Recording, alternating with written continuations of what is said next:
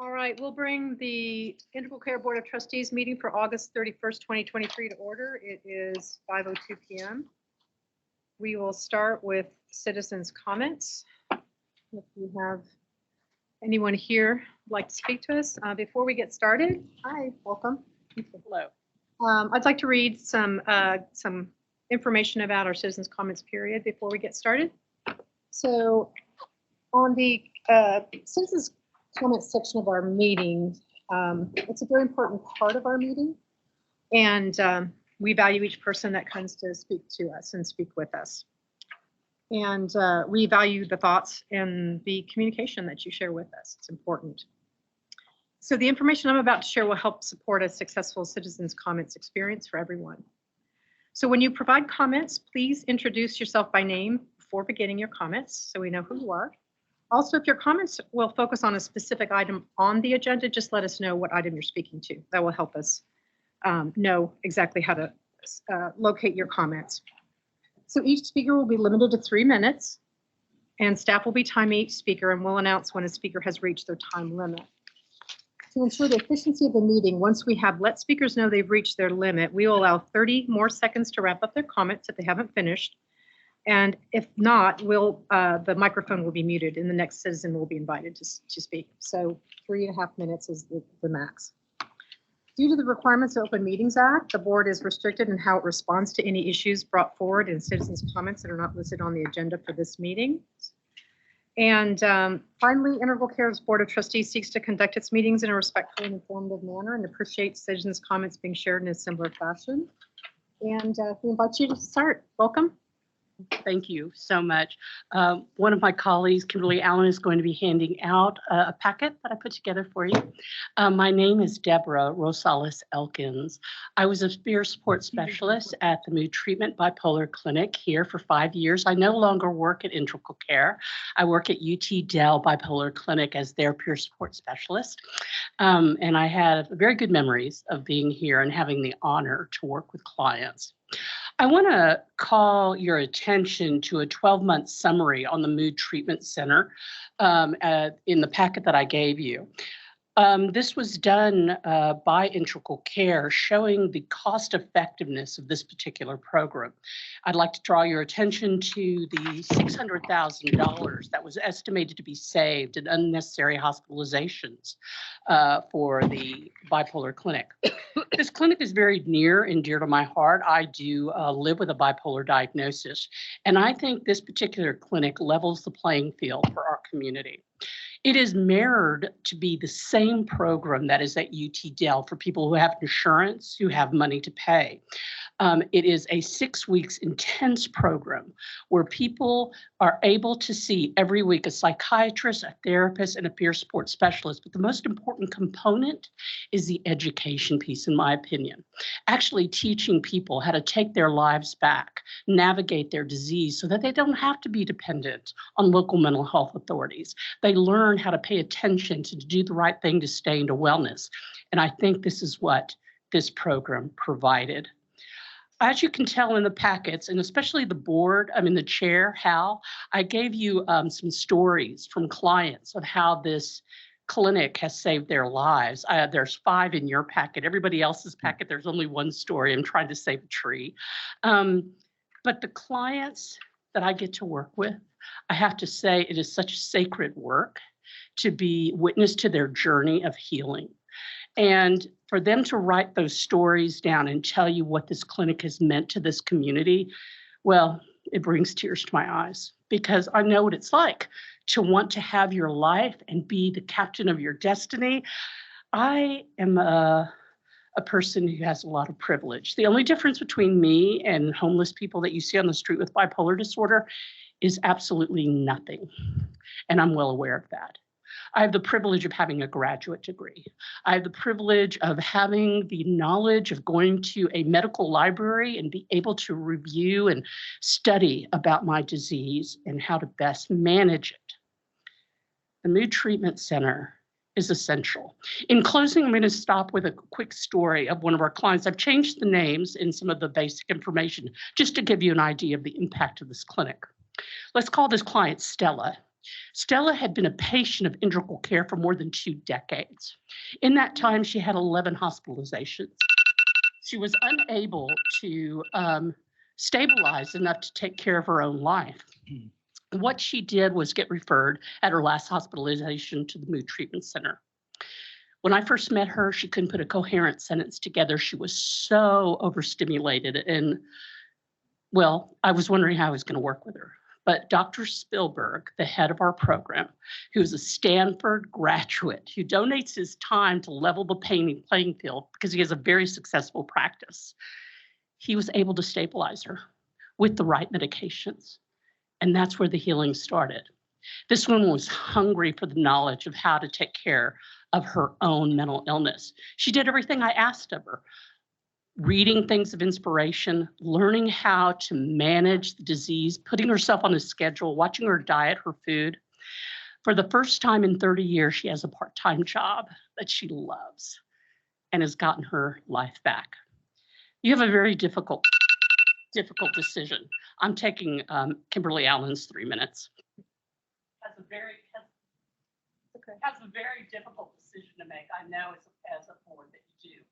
You can continue to fund programs that are Band-Aid healthcare, where people come in and some caseworkers have 300 people of a load of a casework, which you can't do anything more than Band-Aid care, having that kind of,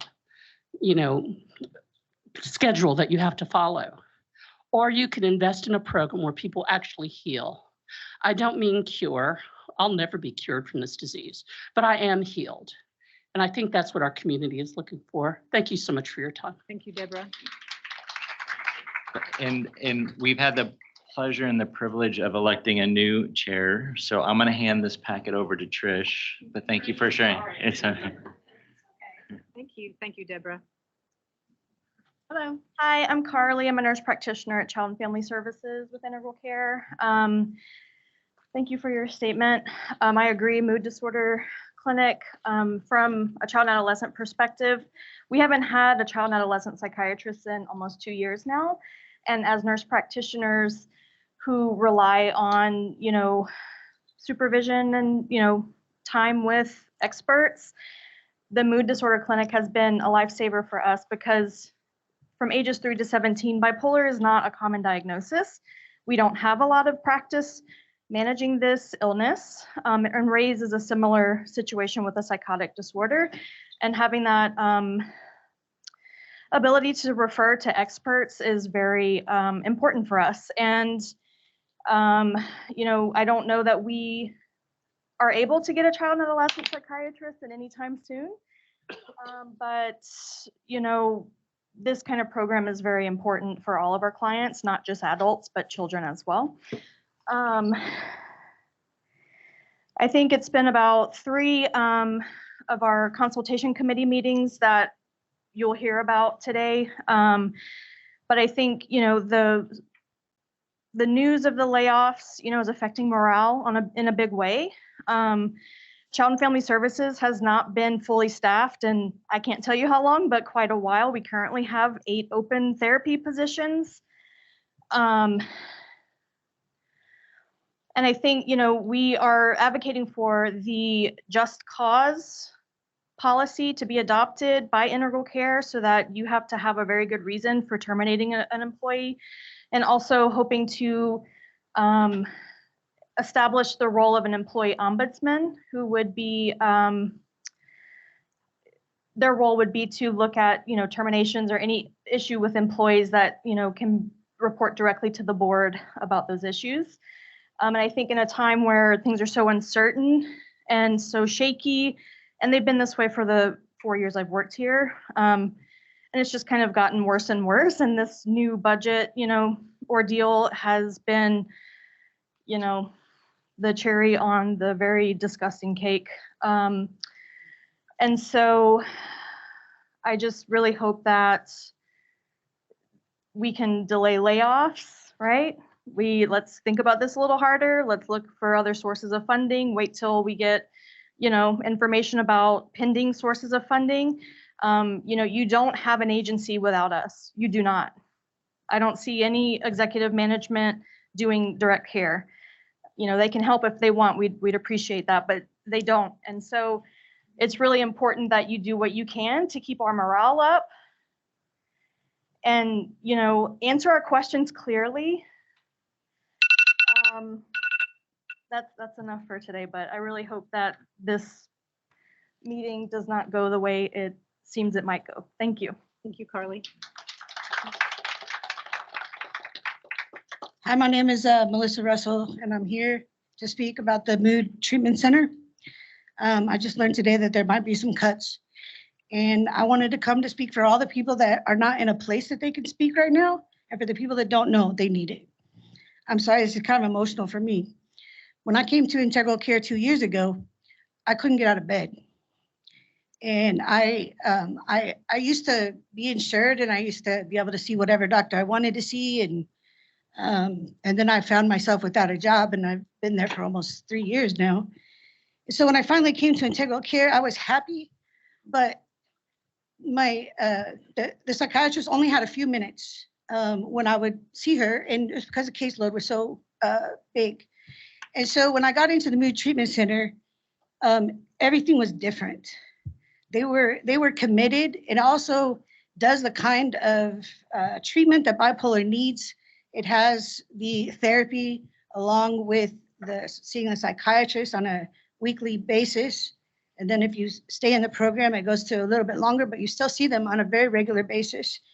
And so I just would ask you guys, when I don't know a whole lot about the budget or the cuts or any of that, but I'd really encourage you, whether it's for the Mood Treatment Center or for anything else, talk to the participants, talk to the clients, because if you're just going by a piece of paper and saying, hey, we need to get rid of, you know, I'm just gonna say $1 million, and then you're just gonna cut things, you're not necessarily making the right, I don't wanna say you're making the wrong decision, but you might have a different perspective if you talk to the actual participants as to what's effective and what's not effective. And then I will also agree that, just really quick, I found out today from my therapist that that the budget cuts were coming and that there was a meeting tonight. And it sucks because I'm gonna lose her. And about 5 weeks ago, I lost my other therapist because she moved on to another job. And so here I am in this place, and I can't speak for everybody in the Mood Treatment Center, but I know that not having stability is a huge thing. And that has brought me to stability. I'm still not able to hold a job, but I'm able to get out of bed, and I'm able to stand right here and talk to you guys, even though I'm scared to death. But so I'm sorry.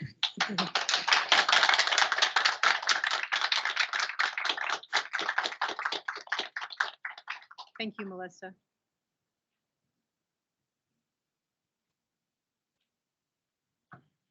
Hi, my name is Aiden Chadwick. I'm a housing stability specialist with Integral Care, and I'm a proud member of the United Workers of Integral Care Union. With these potential layoffs and program cuts represent is bad leadership. They represent bad leadership because this budget shortfall is a failure of leadership and management, and not of workers who played no role in the shortfall. Regardless of how or why this happened, it is a challenge that management should be taking responsibility for and making sacrifices to make up for, because that's what good leadership does. Good leaders explore and exhaust all possible options before even thinking about passing the mistake of a leadership mistake to those below them. Why should a failure of leadership and management fall upon the people on the bottom, the workers doing the hard work of this organization? Passing on the burden of the shortfall to the workers who are out there doing the daily work to serve the community is not only wrong, it's nonsensical. Laying off workers and cutting programs during a time in which our organization is already suffering a staffing shortage will only result in worse care, more burnout for the workers that will have to do more, and less people served, which will result in lower metrics and reduced budgets in the future. And it will result in talented people losing their livelihoods and leaving the organization. Great leaders are willing to sacrifice the numbers to save the people. Poor leaders sacrifice the people to save the numbers.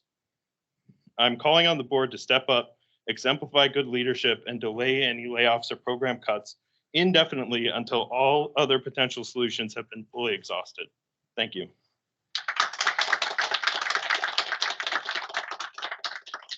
Thank you, Aiden.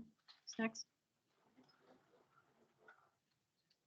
Hello, my name is Lauren Meadows, and I'm an RN at the respite facilities.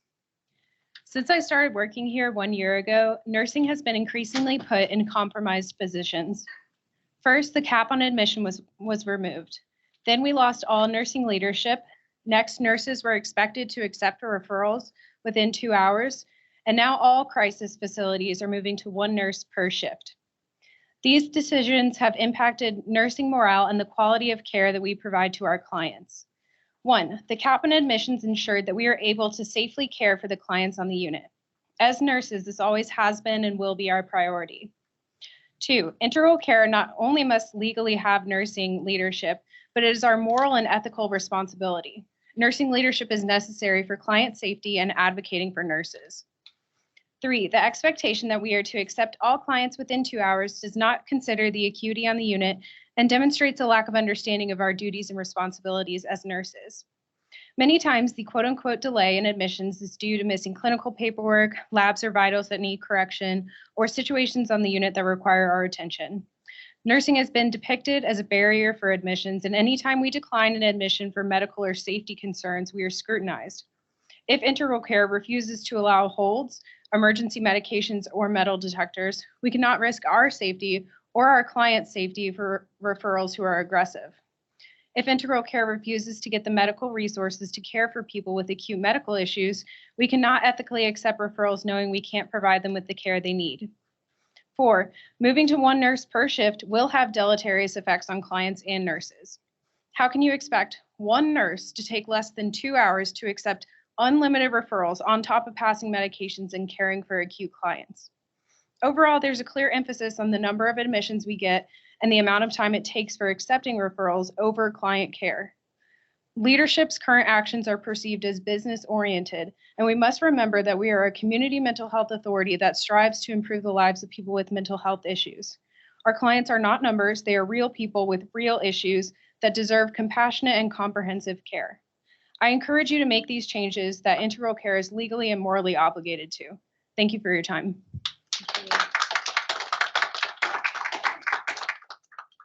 Thank you, Lauren. Hello, my name is Megan Moriarty. I'm with United Workers of Integral Care, and I do intake and counseling at the East 2nd Street Clinic. Before that, I was a community-based rehabilitation specialist for level of care 3 clients. Working in intake, a huge part of my job is connecting people to the services that they need. I will tell you that right now, if somebody calculates for level of care 2 or level of care 3 and do not have Medicaid, they are immediately deviated to a lower level of care. We are not allowed to give them the services that they need and are qualifying for because we don't have the staff to do it. This is before any cuts, before layoffs, before programs disappearing. We already don't have enough people. I'll also say if somebody's in crisis at intake, and this was similar when I was at doing community-based services, if you call for a respite bed before or after noon, the likelihood of you getting a respite bed is very low. Usually you'll have to safety plan and tell them to try to go back in the morning because there are not enough respite beds. Cutting 15th Street respite will be a disaster, will lead to increased inpatient hospitalizations, which is often traumatic for our clients and also very costly. This is just like cutting the mood treatment center is also going to be a disaster. I refer to them so often from intake, knowing that clients will get a higher level of care, actually be able to stabilize, and also they can do differential diagnosis to make sure their diagnosis is correct. The morale has been, since I've been at integral care, quite low. Turnout has been high. These cutoffs are just reducing it even further. And in the FAQ for the budget forum, the response to what will integral care do to address the morale issue was a non-answer. It was just, we'll do something and it'll be fine. If you look at our SMART goals training, whoever answered that should probably take that training because they did not say what they are going to do, how they're going to implement it. They're just like, don't worry, it will be fine. It will not be fine. They are lying to you. They are lying to us. When they said that these cuts will not affect the quantity of services or the quality of services, they are lying to you. They are lying to us. It absolutely will. How can you cut almost 5% of the agency and expect that not to affect care? That's not even talking about the 100 or so positions that are vacant that are also being cut.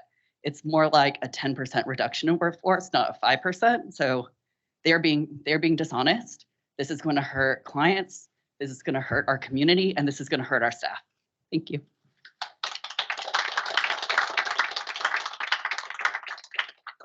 Thank you, Megan.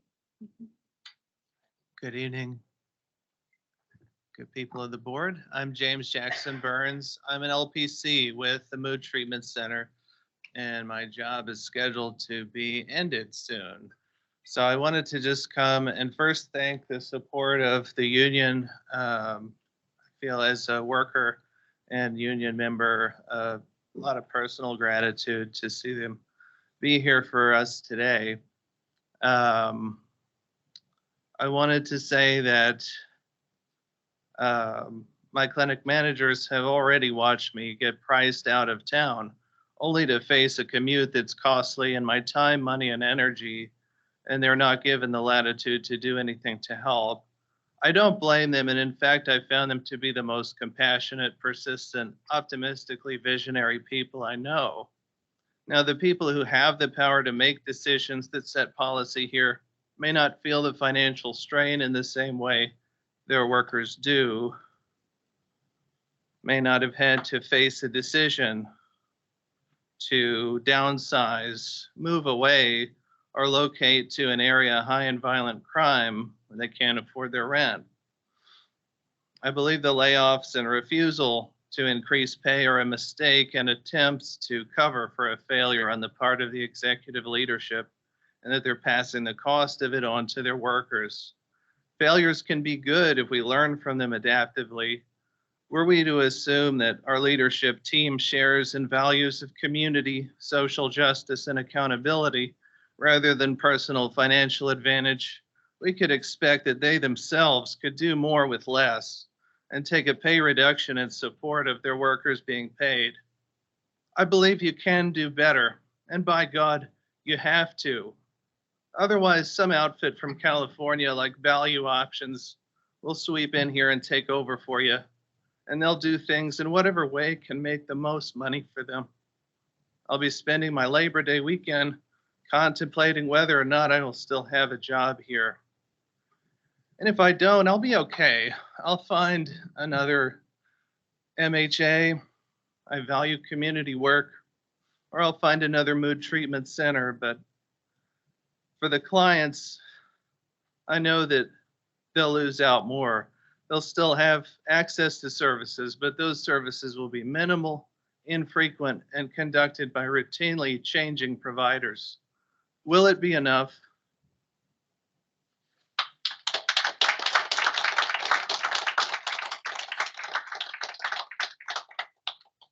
Thank you, James.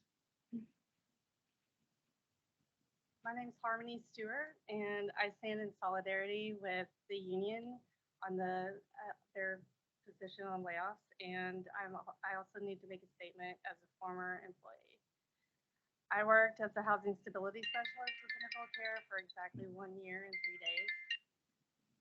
In the meetings here in the last several months, there was a lot of talk about courageous conversations, and I want to express my appreciation to the board members who were willing to acknowledge the importance of psychological safety for employees.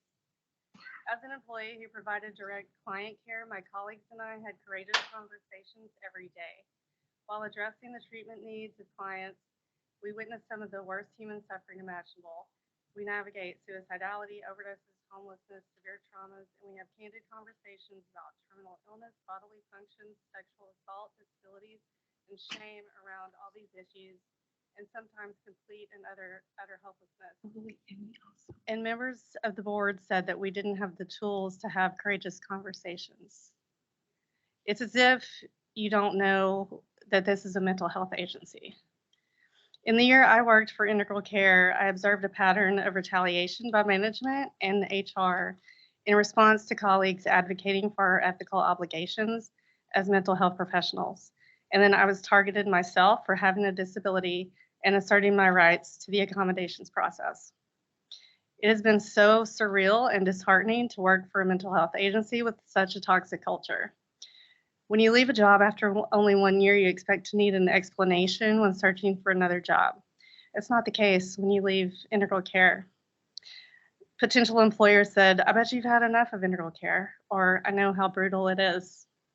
Graduating students from a master's program asked, what was it like working in integral care? I've heard horror stories. I've heard this board and the executive management say that they want to initiate courageous conversations, but the employees and the union have already been initiating them and getting dismissed. Your employees deserve to be valued and respected. So I'm not here to convince you what your problem is or how to fix it. I don't care if you believe my experience. I'm here to tell you that your abuse doesn't happen in a vacuum. The whole local community, the whole local mental health community knows, and we all know that you know what you're doing to your employees.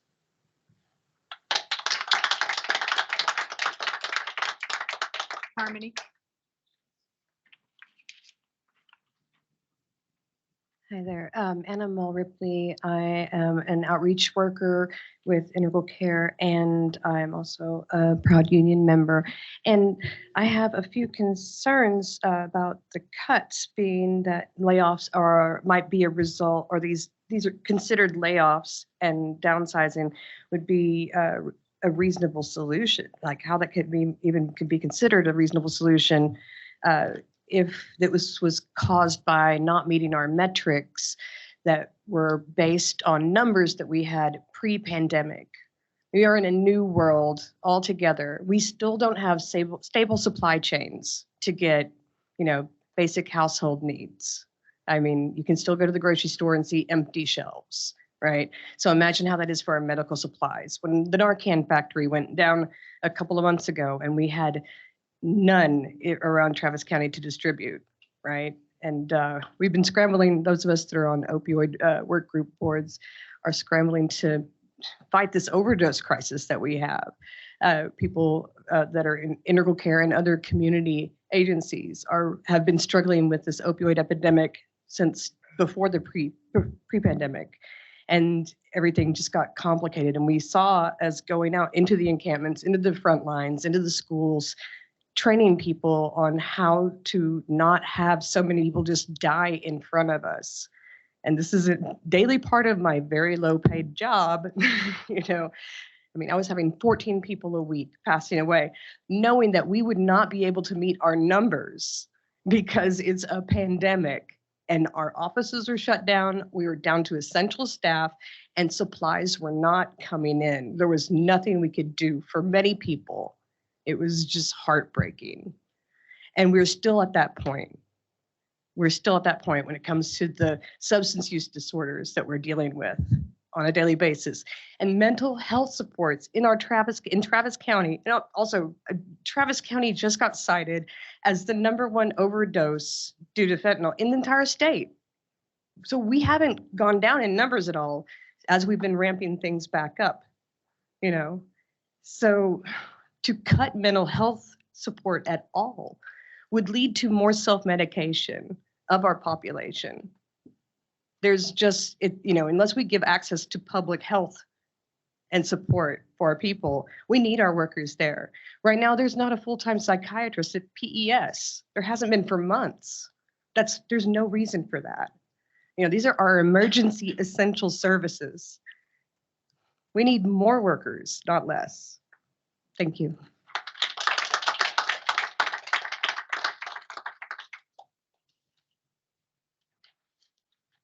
Good evening. I'm going to take my heels off. I'm a little tall for this microphone. My name is Cynthia Lewis, and I'm an advanced practice nurse, and I work in crisis residential. So I first spoke to the board back in March when I called to your attention the resignation of our nurse supervisors and director of medical analytics. If you recall, I also requested that you continue to keep your mind on your frontline workers. Nurses are boots on the ground. Without nurses, crisis services would not be possible. Our clients that are admitted to crisis are considered high risk. They are suicidal, homicidal, psychotic, hallucinating, and delusional, withdrawing from substances, opiates, methamphetamine, and alcohol, and suffer chronic comorbidities like hypertension, diabetes, and seizure disorders. They require medical attention and prescription medications for stabilization under the supervision of nursing. I used to work as a nurse in your various crisis respite facilities, the Herman Center, 15th Street, and the Inn. I know from experience the tasks and responsibilities are more than one nurse can handle to confidently ensure the safety of our clients and staff. I was shocked to learn that nurse staffing in crisis was very abruptly reduced to one nurse per shift without any forewarning. Nurses' shifts were wiped off the schedule after already being pre-scheduled for August, and nurses were left to scrabble for sources of income to pay rent and other expenses. Orders from the top down have been sloppy and dysfunctional. There is a huge disconnect between the leadership here taking office on Collier and frontline staff who provide care to our community. Just this month, 15th Street staff presented to work as usual, but were spontaneously instructed to gather all their things, evacuate clients and equipment to next step in 3 hours. This exodus was chaotic, disorganized, and unsettling. 2 high-risk clients discharged, unable to grapple with the chaos. The staff at Next Step had no idea we were coming. They were ill prepared to receive us. Crisis residential services continue without nurse supervisors, and integral care still lacks a director of nursing and chief nursing officer. My nursing peers have expressed concern for the safety of clients, the safety of staff, and the lack of nurse leadership. Presently, nurses' concerns are not recognized as valid because they are reported up a chain of command of program managers who have no medical training and no knowledge of nursing practice. Several nurses have expressed to me foreseeing the potential declaration of safe harbor to protect their license from revocation and prevent retaliation, suspension, termination, discipline, or discrimination from integral care should harm come to our clients. What is incredible is that should a nurse feel compelled to declare safe harbor, there exists no nursing peer review committee within integral care. There never has. This is a violation of the Nurse Practice Act. Such negligence of the law is unacceptable and needs to be corrected immediately. And I've already reported it to Texas Health and Human Services. Not only has the reduction of staff put increased pressure on our frontline nurses, but several nurses have also reported to me disciplinary action taken against them for taking too long. How can you understaff and overtask our nurses and then reprimand them for not being fast enough? In 2020, there was a fatal Sentinel event at 15th Street. How could this happen? We ask, how can this be prevented? Overtasking and understaffing nurses is surely creating the high-risk environment we all want to avoid. Safety is and should always be a top priority. Nursing is considered the most trusted profession in America. Nursing is a profession that deserves recognition and respect from this institution's administration. How is our local mental health authority for decades has not established a role director of nursing? How is it that integral care is void of a chief nursing officer? Nursing deserves a seat at the table. Our clients and our community depend on it. We are the boots on the ground. We execute the mission. We are the voices that need listened to. Are you listening?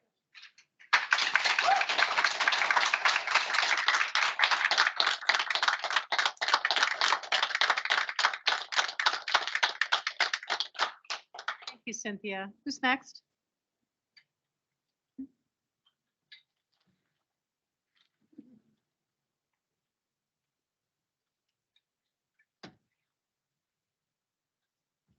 Hello, my name is Aloki, and I'm a counselor and case manager on the M3 team and a proud member of the United Workers of Integral Care Union.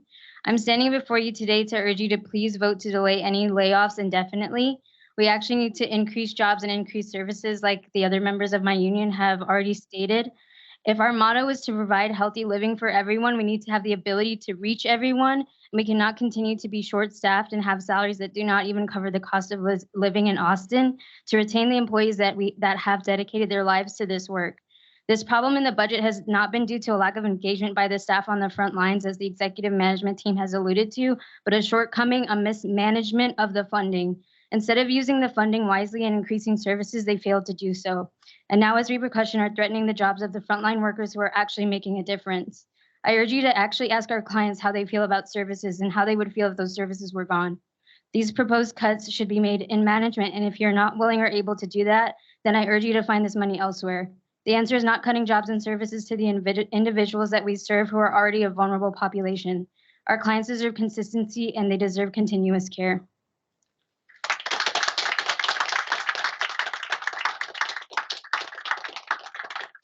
Thank you, Aloki. Hello, my name is Melanie Babbitt. I'm a social worker in IDD crisis, and I am here to speak on behalf of people with IDD whose mental health services are expected to be cut. Mental health services for people with IDD in Travis County are not adequate.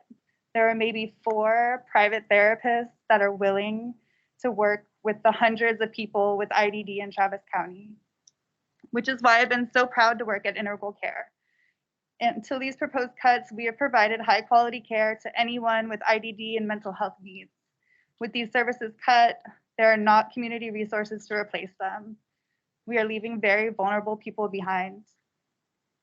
I urge you to keep in your hearts and your minds the strengths and the needs of people with IDD. We have to do better for them.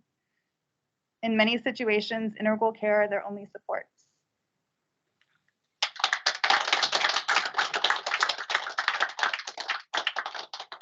Thank you, Melanie. Is there anyone else who'd like to talk to the board at this time?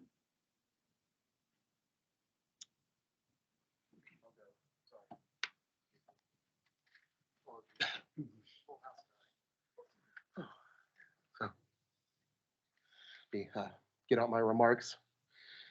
Doesn't get any easier every time coming up here, but thank you. My name is Corey Clark. I'm a LPC who works currently on the hospital navigation team. I go talk to people in the hospitals and try to explain our services, get them connected with whatever help that they need. I'm coming to you tonight because I wanted to address the FAQ that the managers had posted, or the agency leadership had posted, explaining, answering questions that had been submitted through the email. As someone who worked previously as a manager, I had some concerns about the responses. In particular, one I wanted to address was, the question was asked, how does EMT intend to meet client delivery expectations with fewer staff? And the response was, we will collaborate with staff to strengthen processes, whatever that means. That's my editorial comment there. That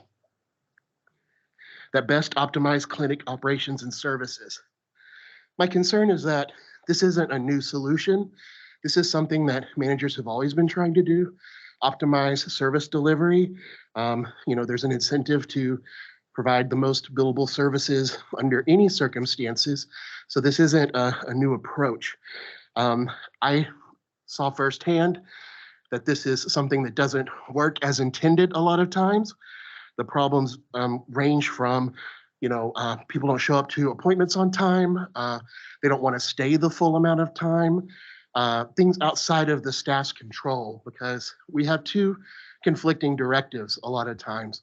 One of those is to provide patient-centered care, where we let them essentially be in the driver's seat and follow, kind of design the service that they want to receive. And, also these structural processes or pressures to maximize billing and make sure that we're seeing clients enough. So a lot of times I felt like I was enforcing policies that were in direct contradiction to each other. And I understand the stress that puts staff under. The other issue I wanted to kind of point out too was that as far as some of the rest of the information that was provided as answers, it was similarly unclear. I think that there were even answers that were copy and pasted from one question to another. And as an employee who might be facing a potential reduction in force, I think that would feel really lousy if I saw that my question hadn't even been respected enough to be given an individual answer. So given the lack of information we have now, I'm hopeful that you will not approve the budget tonight. Okay, thank you.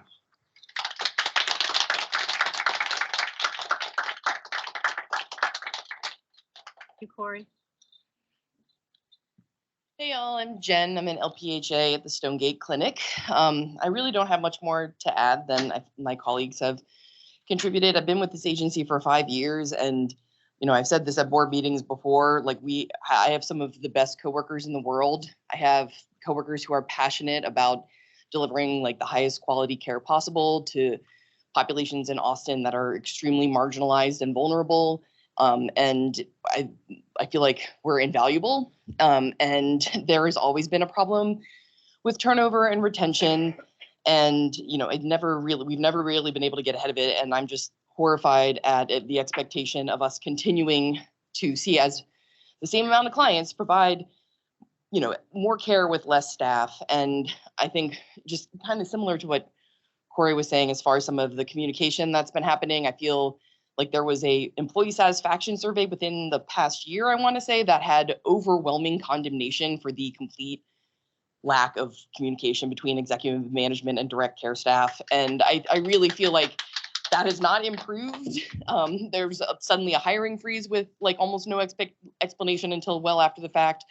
Morale has been in the tank since this happened. And, if you are interested in hearing about where we could cut things like redundancies or deal with inefficiencies to make things more streamlined, please talk to the staff. Every single day, I identify something at this agency that is outdated, that no longer needs to be done. It's not necessary. It's bad care. It's like it's contraindicated. Like there's tons of insight and talent and brilliance within the staff at this agency. And I would really like for that to be listened to rather than have there be hostility when we speak up. Thanks.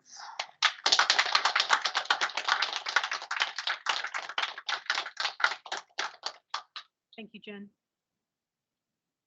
Is there anyone else who'd like to speak to the board at this time? All right, we're going to move on to our agenda then. Thank you all for being here with us. We have a agenda with a number of action items. First of all, I want to double check with all the board members here. Does anybody have a hard stop on timelines tonight? I have to leave early. You have to leave early? Okay. Do you have a hard, I don't know. you have a range? We have a range? Okay. All right. Thank you. We have a number of items. We're going to take them in the order that they're listed on the agenda, except for, Luann, if you're going to need to leave a little early, I'd like to move the CEO report, agenda item 6, the ICCC update, up to after item 4G. So we'll move it to before the item number 5. All right. Okay. So again, welcome everyone. I know it's a big night. We have a lot of business in front of us. The most important, of course, is approving our budget for this upcoming fiscal year. So let's go ahead and get started with the consent agenda. We have the July 27th, 2023 Board of Trustees meeting minutes. And I would accept a recommendation to approve those if there's no amendments to the minutes. So moved. Thank you, Hal. Motion? Was that? Okay, thank you, Reverend Callan. All right, I have a motion and a second. All in favor? Aye. Aye. Any opposed? All right, we have minutes for July 27th. Let's move into agenda item number 4, action item A, which is recommendation to approve liability insurance carriers to include property, liability, crime, business, automobile policy, directors and officers liability policy, and workers' compensation policy for fiscal year 24, and to authorize the chief executive officer or his designee to execute contract documents. Thank you, Anna. And you must be Dennis? Yes. You're not Scott? Dennis Worthington. You're not Hans.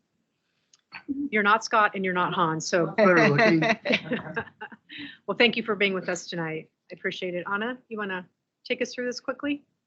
I am actually going to allow Dennis to go through it. And then if there's anything, I'm really here to more monitor the PowerPoint. And if there's anything extra that we need to discuss, I have all the details for that as well. Great. If I could just ask you then, Dennis, just make sure we can hear you on the microphone. Thank you. So I'm with Frost Insurance. We've been honored to work with Integral Care for a number of years. And this year, the primary issue for the insurance program is the industry itself has been in a bit of chaos. If you buy your own auto and home insurance, you've already seen the bills. But the good news is for Integral Care, you're a member of an insurance trust, the Texas Council, and the Texas Council overall has had much better results than the insurance industry itself. And that's reflected in your insurance pricing that we'll go through in just a moment. The insurance program ends today at midnight. So your good vote to pass that through would be good. So everything works tomorrow. If I can, I'll go through some numbers. I don't know if you've got those there. Yeah, there you go. Thank you. So I talked about the industry. The average that you see out in the industry is about 15 to 20% increase across the board if you had no change in coverage exposure, whether it be property values, payroll, or expenses. You can see an 18.4% overall increase in the council, but the underlying factors on that I'll just read from my notes here are a budgeted expense last year at $101 million, this year 110. The property values this time last year were at 67 million, and with the new facility that's been added, it's now at 85 million, which is a 27% increase.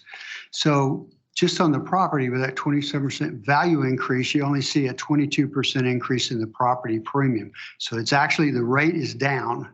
General liability, while it looks like a lot, 26%, 27, it's not. The premium is only a $1,000 increase. Automobile coverages are basically the same. The pricing is down. We've got one more vehicle than we had a year ago on our schedule. I mentioned the increase in, well, I didn't mention that yet. So the expenses that were in the insurance budget last year, 101, 110 this year, but the professional liability and the public officials coverage, yours, is down 4.5% nearly. So that's a very positive thing. That increase in the workers' comp is 43%. The payroll increase does not track that. The budget is 12%, but the claims costs or the credits that were provided last year weren't available this year. So last year, the council granted a release of their, you think of it normally as a dividend. It's not a dividend, but those numbers weren't there this year because they provided them early last year. So that number is a little hard to understand, but it's a very positive thing. There's been some increase in claim activity since 2018. Obviously, COVID-19, and in 2019 there were quite a few losses, and then the last 2 years there's been some spike in workers' compensation claims that also drives that cost. The excess liability or umbrella coverage is just a $1,700 increase, so that's very minor. Overall, for the increase in expenses, payroll, and property values, this 18% is outstanding. So if there are any questions about any of those coverages, happy to answer. Any questions? The coverages that are bought outside the council, the Texas Council's capabilities, include these on this list that you see here. Commercial crime, the city of Austin requires a coverage amount equal to their expenditure. So that's currently right at $9 million. That's a lot of insurance coverage for that. But there was zero increase this year, $36. Cyber coverage is up a bit over the prior year, and that's across the industry. Your security protocols at Integral Care are outstanding, and I am hopeful we'll actually see that decline next year. As long as we can stay with this, no breach activity, nothing like that, I do think we might see a decline in that cost next year. But in this budget, it's increased 8%. We've got the South Park has its own lease requirements that have certain criteria in it that the council can't provide. So we have separate coverage placements there. We, of course, have flood coverage at these 3 locations. The aggregate of all that flood coverage is about $8 million for those facilities in those flood zones. 8 million coverage. The builder's risk is gone. It's going away as the center has been completed. The city last year also came out with a high increase in their requirement for abuse and molestation coverage, which is above that provided by the council. So this program was purchased. It is expensive. That's an expensive coverage, but the city mandates it contractually. The frost fee, that hasn't changed in years, and it won't as long as I work there. It's $7,500 for our consulting insurance services for doing all of this for you guys. So the total for coverages outside the council, you know, we're looking at a 1% change.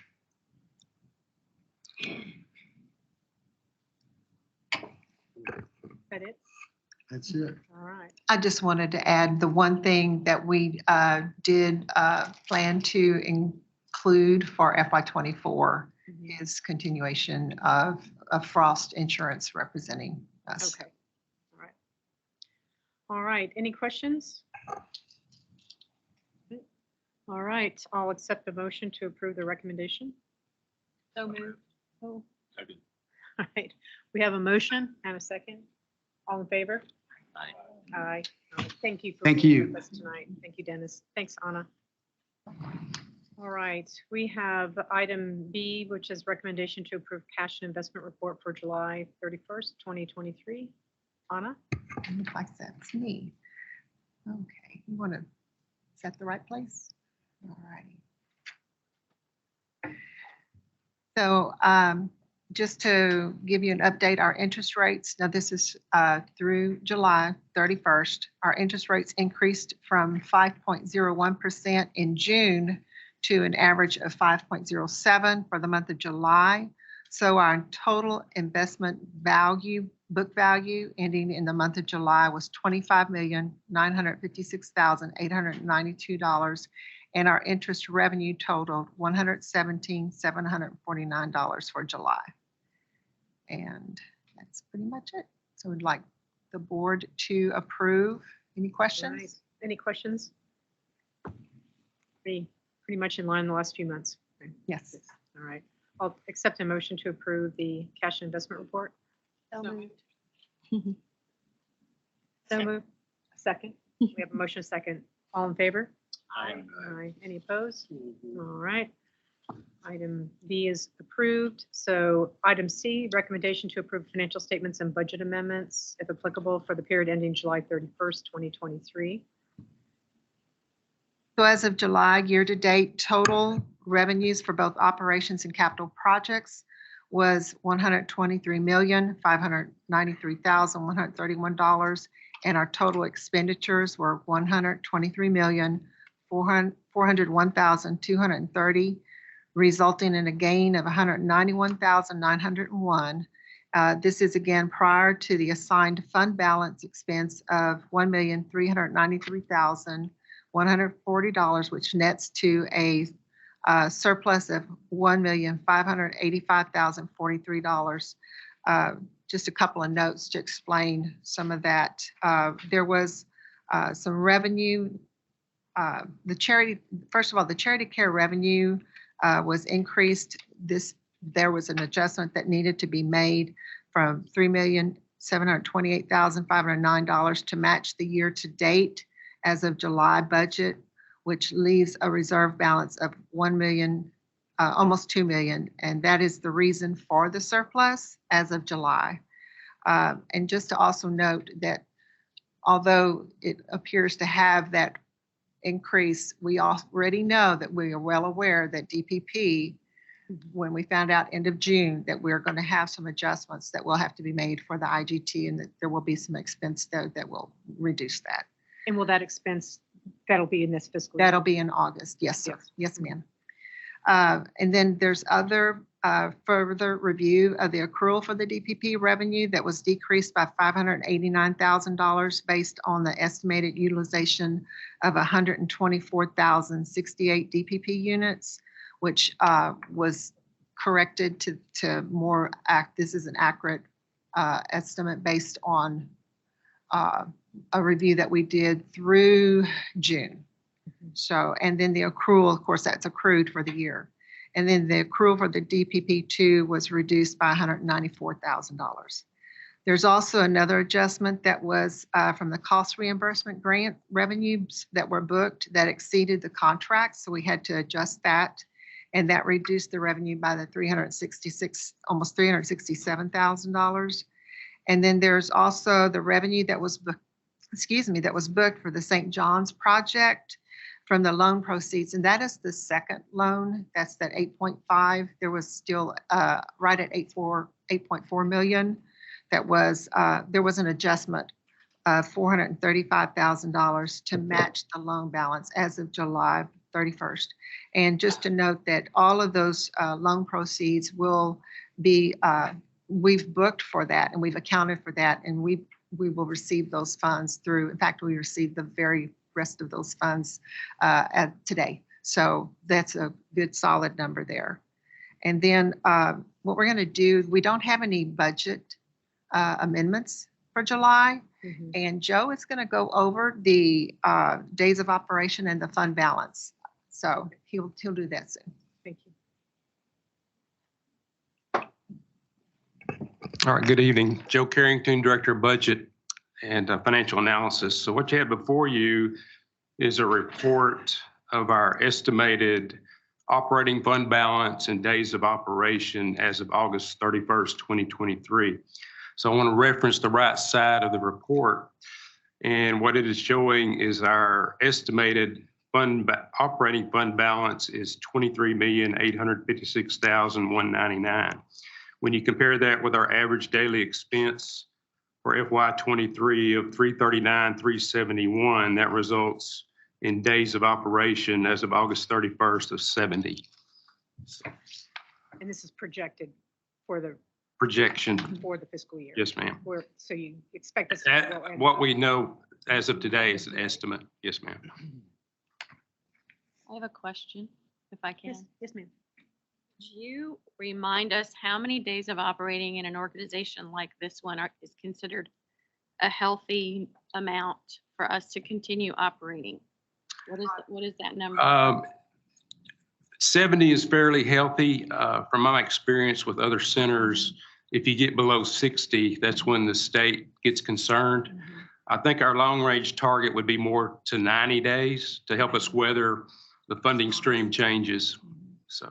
Okay, well, and if we look at trends over time, as I recall, about a year ago, if not maybe a little bit more than a year ago, it was almost 90. It was in the upper 80s. 87. Yeah. Okay, I was just curious. Thanks. And I believe according to our board policy, it's 60. 60 is the minimum. Okay, thank you.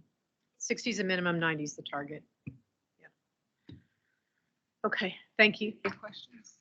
Any other questions on the financials? This is July. We still have August, right, before we close the fiscal year.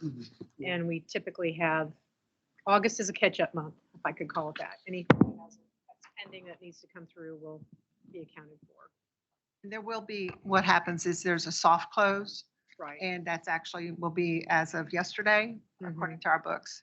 And then we will have, of course, any adjustments or anything would fall on 8/31. But we are working through a lot of things right now that we know are year-end items that need to be taken care of. So.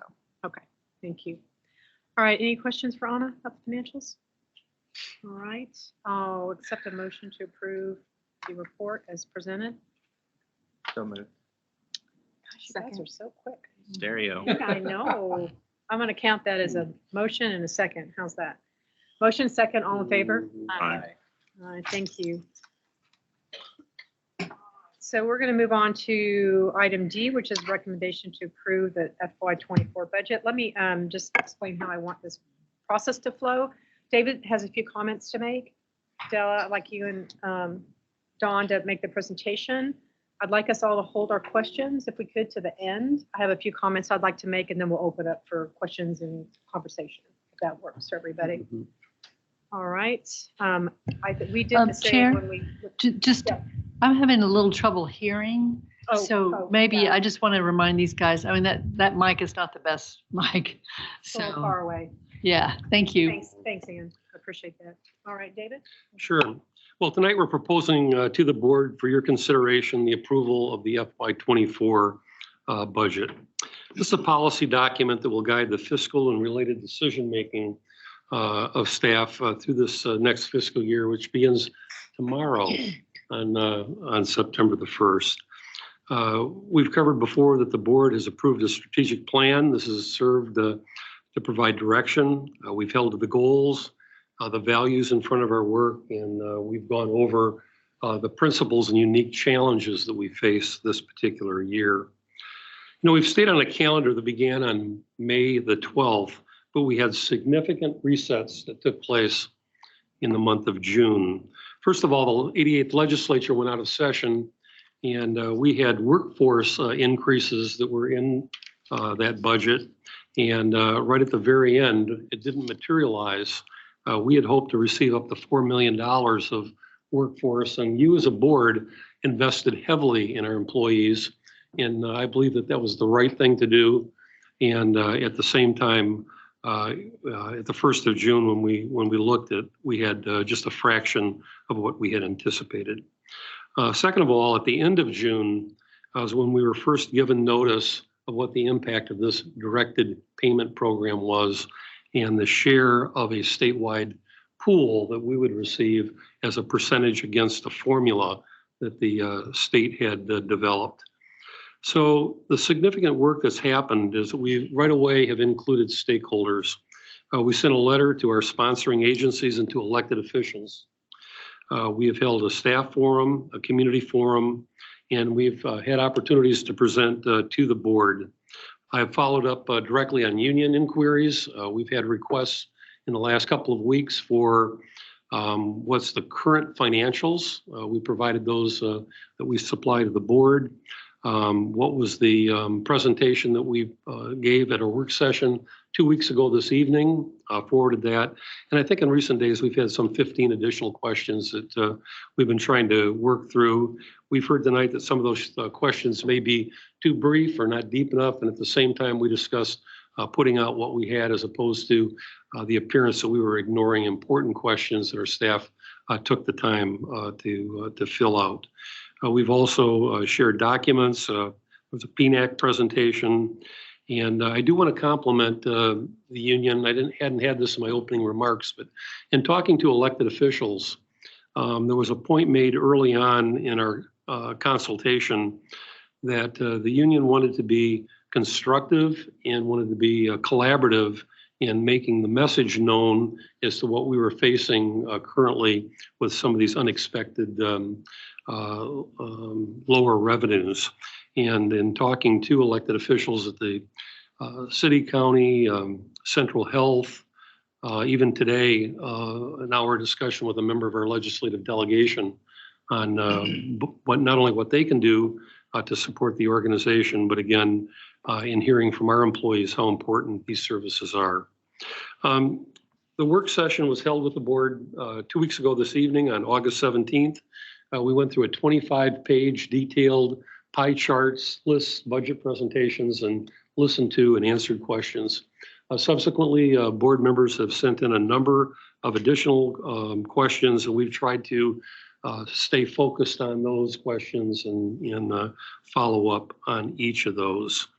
Also, we've tonight want to also provide any response to any of the board questions that would remain in carrying forward the passage of this budget this evening. I do want to say that staff, not only in the field, but the staff that have been working in a very condensed time period, what's normally a 5-month process became a 5-week process in making those adjustments.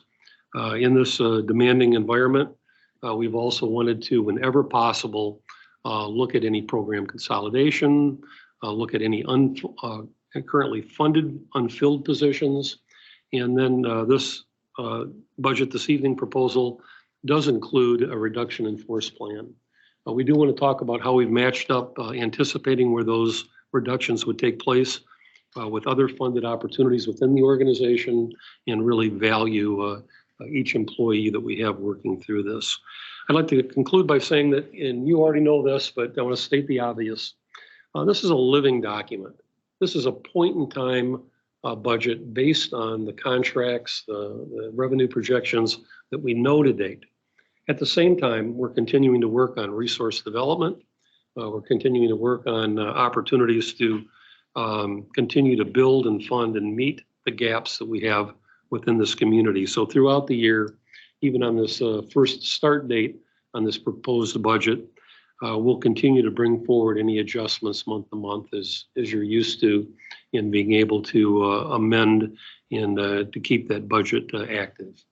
So with those remarks, I do want to recognize that Della and Dawn have joined us, are going to pick back up on where there were some gaps yet in additional information that you've asked for. And then hopefully we can take the time to be as direct and responsive on factual material that we know. Thank you, David. Thank you. All right, Dawn, Della. Dawn Handley, Chief Operations Officer.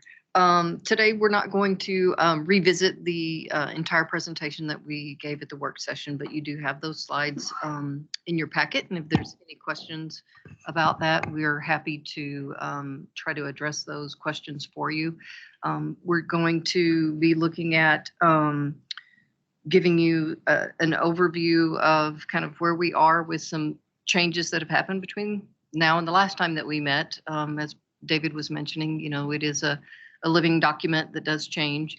And as funding comes and goes, you know, we try to plug that in as we're going along, so we have a good look of where we are. There was a question related to kind of what was some of the risk the agency was taking on in this budget session. And so I'll be able to provide a little bit of information about that regarding some of the funding sources. So I'll hand it to Della to go through some of the financial pieces of it. Then we'll jump into the next session and then open it up for discussion. Good evening. I'm Della Thompson, Special Project Coordinator. And so last at the work session, we presented a budget of a total of $131,528,557. Excuse me.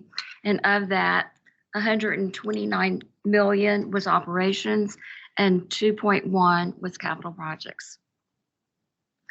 And there's not been any changes to that budget from that work session to this one. So we're not presenting anything different as far as material to review. But we do have the packet available. And if there's any additional questions, we can bring up any of the slides that you would like referenced or talked about further. So do you have just the top summary slide of the? Yes, we could do that. Walk through that. I'm sorry. Why is that mic so loud when you bump it? Kendra, could you open up page 10 of the packet, please?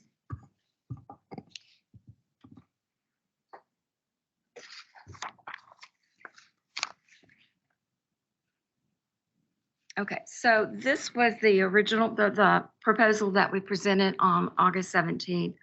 And what I just mentioned was the amount of the budget presented.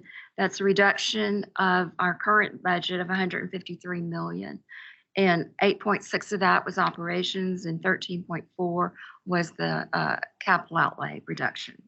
So that total reduction of the budget being proposed is 22,089,000. FTE that we're proposing included in this budget is 1,089 FTE, 0.46. The current FTE budget is 1,204.55. That's a change of 115 FTE, 9.55%. We also included what was in current budget for the fund balance. And at that point, we included a 6-week notice to staff, which is normally 30 days for positions that are filled, positions that are ripped. That would also include the staff to have and allow an extra month of employee insurance. So if they're working the first day of October, and that would give September and October, that would give them 2 additional months of coverage, or 1 additional month, the size of the normal 30-day. And that cost is $532,000. The vacant space that we have to cover with fund balance is $881,000. Unallowable type expenditures is $190,400, and then fundraising for administrative staff, $107,000. So what we have in our proposed budget was $1.7 million for unrestricted fund balance for these items.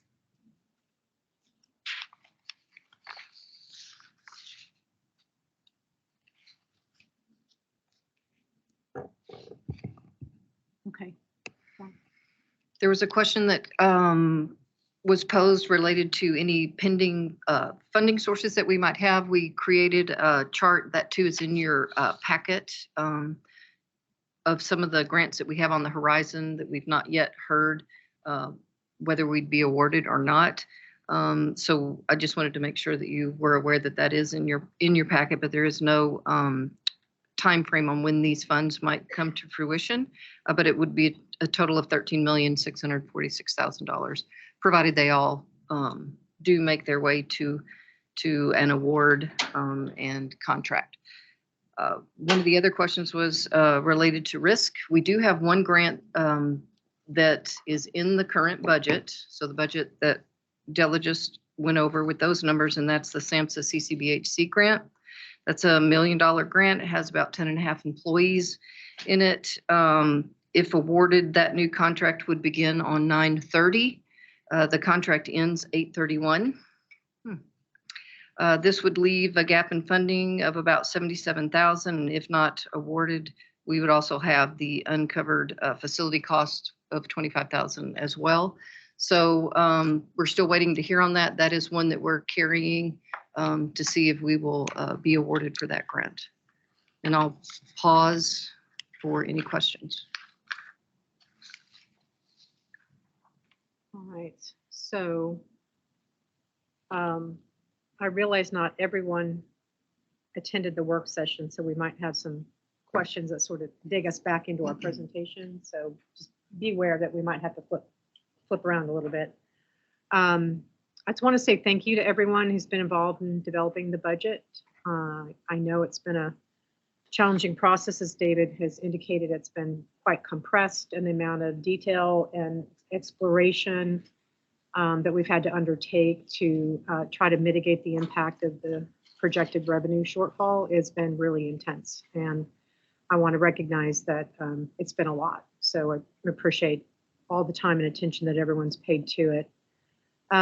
This budget proposes painful changes and not changes that we would have any desire to make. But we are faced with a revenue shortfall that at this point is out of our control. We are not a taxing entity.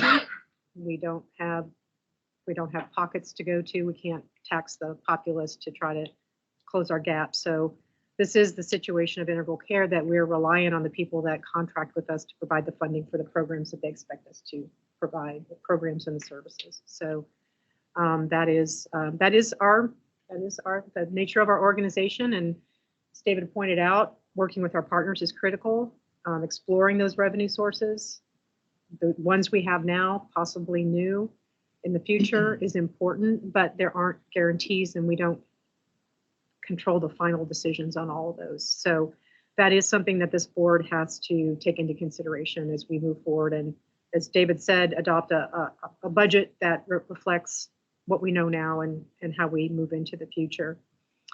I want to recognize how hard these changes are. This budget proposes eliminations of positions, and that has direct impact on people, and that's very difficult. And it will impact, the organization as a whole as you make changes to try to absorb the changes, to make the adjustments that you need to make sure we can continue to serve the needs of the community. So I realize it affects everyone.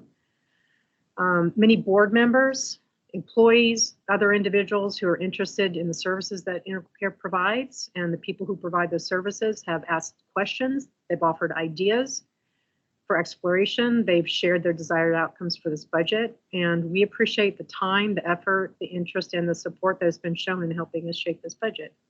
It's really important to make sure that we can have a robust conversation and have all the ideas come in, and we can process those and try to make the best decisions. There's been mention tonight that questions have been submitted, and those questions and their answers have been posted to the website, so they're there for folks to look at. We'll open up this board to questions and comments and discussion, and I do want to put one item before us as we deliberate tonight about the budget as proposed. You mentioned that there's 6 months of severance. 6 weeks of severance built into this. I do want to let everyone know that when these conversations started earlier in the summer, that number was at 4 weeks in the original proposal, and I asked that be increased to 6. Tonight I want to talk about increasing that to 8.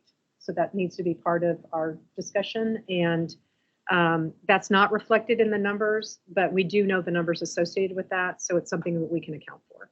So with that said, I'd like to open it up if we could. Yeah, Pam? Thank you. I echo the comments that our chair has made and our CEO. I want to say thank you for all the work that you all have done. It's been very, very difficult. There's 2 things I want to emphasize. First off, I want to say that I support moving from 6 weeks to 8 weeks.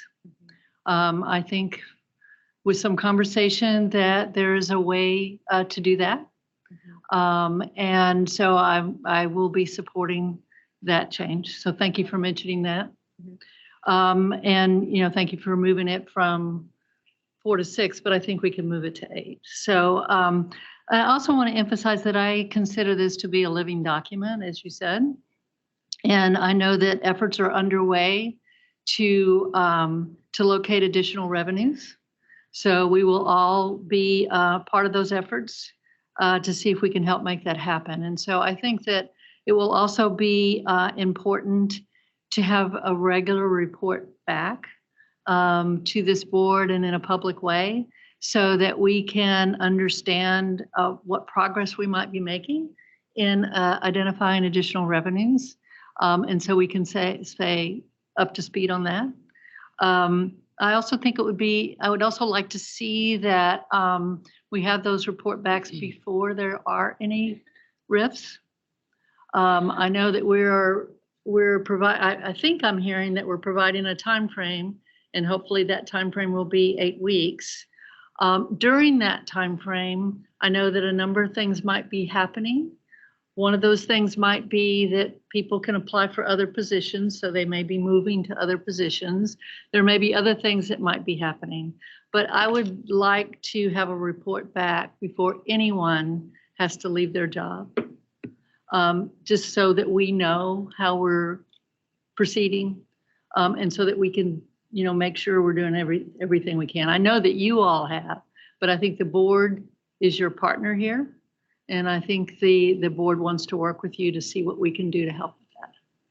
So if that makes sense, what I'm asking for in terms of additional information, does that make sense? Can I ask a question to clarify? Sure. So there is giving notification that a position is being eliminated that starts the 8-week period. Right. Are you suggesting that? So you can correct me if I'm wrong, okay? But process is notification, employees informed of other positions that are available, there's support in exploring that if applicable and if they want to. An employee can choose that route. They can choose severance and they can choose to go find another job if that's the path they want to take. So I think, I don't know that we can say there won't be a RIF. I didn't mean that. What I'm saying, Okay. let me clarify. Yeah. What I meant to say, what I'm trying to get at is because there's, this is a living document and there are active efforts underway for additional revenue. And also as the list of grants that you've provided or grant applications you've provided, I guess I'm wanting to understand what happens to a person who is given notification and, at week 4 out of our 8 weeks, we determine that we've got additional funding. So that's what I'm trying to understand. So I would like to, yeah. That's a really good question. And let me reflect my understanding and Okay. you all correct me. So if there's additional funding identified, again, it's the way we are funded, it's position specific. So Yeah. step 1 will be what position is that funding, provide. Yeah. And then what I hear you saying is those folks that have been notified have an opportunity to look at that position if it fits their qualifications. Is that what I'm? Yeah, I'm also, yeah. Exactly. Okay. So Now, that's what I understand you to say. Now, somebody tell me the way it works. Hi, I'm Rodney Gwen, Director of Human Resources. Once an employee is notified of a RIF, they will have either 4, 6, or suggested 8 weeks to remain in their position. During that time, if an employee identifies a position they'd like to move into, we will bypass the normal application process and everything and move them into there as soon as possible to maintain their position. Within that time, if there's additional funding identified, each position in each area is funded differently through different funds and grants. If the funding is substantiated and it's possible that we can maintain those positions, that would be more of a budget question. So in other words, if there's funding that maintains the position, that's another possibility rather than a new position. So it could be one or the other. It could be one or the other. Right. Yeah. So if we're able to locate funding for an existing program and don't have to phase out that program, then that would be another possibility, right? Yes, ma'am. So Rodney, so what I hear you saying is you're given notice, but your employment doesn't end until the end of that notice period. That's correct. They're still very much valued Which I think is employed what- until the last day. Yeah, which is what you're getting to. And like, if something happens during that period, then there's that opportunity to put someone in a position that either becomes funded or maybe it's something new. Right. And I would like to have a running status report, I guess Okay. is what I'm trying to say. So that, we know today how many people and positions what we're at today in terms of number of positions that will need to be refed and how many people that those are and what those positions are. I'd like a report back, in a couple of weeks on what number we're at and a couple of weeks after that. In other words, I'd like to keep a running update on what that is. So that's really what my request was. Okay. Yes, go ahead. So, I'm very practical.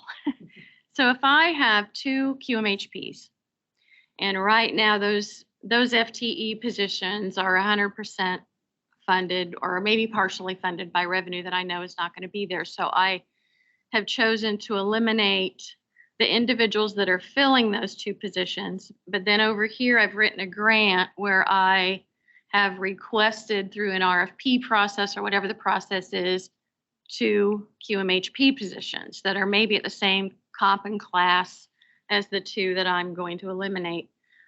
Would it be, if I find out that I get the grant for the 2 that I need to fill that will be newly funded by a new source of revenue, then would I use fund balance until that new source of revenue comes in to cover that position and then switch out the revenue after I receive the grant? If it was supposed to start September 1, for example, but the money doesn't get received until October or November? How does that, I'm just curious about that. Right, and process. as it was stated earlier, we bring budget amendments to the board each month. So contracts continually change. We're getting updates right now. Most of our contracts that ended 8/31, we've gotten them renewed and executed. It's the ones that are interim year. But if we don't have any additional identified funding, then that would be a use of fund balance. But that's, can I ask a question? Yeah. But that's already in the fund balance. The number of weeks of RIF are already accounted for. So you wouldn't, they're already accounted for. As long as it happens within that 8 weeks. Right. Yeah, that's what I was trying to figure out. Okay, thank you. I have a question. So if an employee finds or identifies another position within that 8 weeks, would they have to reapply or would they transfer into that if they're currently employed? All employees that would be affected by the RIF would have priority on all the open positions they qualify for. And priority means they wouldn't have to resubmit an application or resume. They would move directly into that. It'd be a conversation between the supervisors and the employee to make sure they're a good fit, and then we'd transfer them into it. That's good. Thank you. I have another. Yeah, No, she's first. I just want to make sure, like, what we're talking about, does it make sense so far? But, okay, all right. She's first. Luann, you're first. Luann and Ann, right? Luann and Ann. So I have another question. I know, David, you talked about the fact that Integral Care hosted some, I guess I'm going to call them public forums, or just forums for individuals to have conversations with you and the team about the FY24 budget. And so I know that we talked a lot about questions that were posed, but I'm curious about recommendations that were posed. I would be curious because oftentimes people have questions about, can you talk to us about, why this is happening and all that kind of thing. But oftentimes people also have recommendations about ways to help solve it. And so I'm curious about what recommendations we may have received from the staff who participated or from the community representatives that came to the community. Okay. I'm going to ask Ann Nagelkirk to come up to the mic, and she has fielded and reviewed each of those. I want to be clear that on the forums, these were not interactive forums. These are presentations within instructions on how to utilize for our employees the suggestion box. Okay. And then from the forums that we held with the community to pose questions we posted on the website. And so, Ann, you want to give us a feel for the feedback and then maybe answer the question on recommendation aspects? Yeah, Ann Nagelkirk, Chief Strategy Officer. So just kind of a quick rundown of the number of questions that we received from the community. 38 came in. We've responded to and posted 31. Is what we were able to get to before the board meeting. We'll be responding to the rest of them next week. The majority of those were questions about all the things we've been talking about tonight. There was one comment. It did not include a recommendation. It was just talking about the important need for services. For staff, we received 11 questions. All of those have been answered. The staff questions are posted on our SharePoint page as well as E3, which is what we log into all the time. The community input, we created a web page for, and there's also a way to get to it from Facebook, and you can submit questions anonymously through a form on our site or through an email. The same with our staff, they can submit through email or anonymously as well. And I'm happy to share, and if you guys want something sent directly to you, I'd be happy to share those with you. So, and in that same process, then the union did have the ability to respond and offer some recommendations on cuts? We received I'm talking AFSCME. We received questions from the union. And No, you received their questions, but could they have provided an opportunity to submit such recommendations? Comments weren't submitted by the union. David, would you maybe speak to any recommendations that, like an opportunity for that? I'm going to give a report a little later on the formal consultation in which the union submits the areas that they would like to cover in the consultation and move through. Their most recent interests were around any cost of living increase we could give. And then also what I mentioned in my report earlier, to be able to work with information, trying to provide them all the information, and then working maybe upstream with some of our sponsoring agencies and funders. And so we did not get into any of a consultation around some of the things that you heard earlier around efficiencies or cost savings or that type of input. Thank you. Anne, okay, so did we answer your question, Luann? I know, I'm sorry. Yes, you answered my Could I question. ask- Thank you. Oh, yeah, that's right. You had a question before Luann. I'm going to sit on that question for a minute, and if you want to take other questions first. In hearing that there was 31 comments and then there's 7 remaining, out of the 7 remaining, are there any recommendations or have you all previewed those or answered those, or can you speak to what those look like in contrast to what was posted? They haven't been answered yet, but let me just take a quick look. It just was additional questions about areas that were potentially impacted. I can take a look while you guys are chatting. Okay, anyone else? In fact, I do. I have a request actually. If you could describe for us a scenario where the budget would not be approved today. What are the consequences and what are the actions? What would that look like for integral care? Well, our main performance contract with the state, both for MH and IDD services, requires us to submit a budget. And so that would be number one. And officially, legally operating without an approved budget, at least you don't know. I don't know. I've never had that. Been here 34 years. I've never had that question.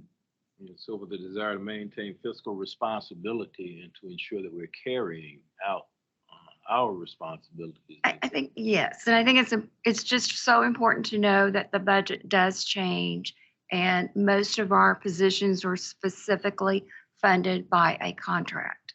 In these contracts, we're providing budgets. The state, on the other hand, wants a center-wide approved budget.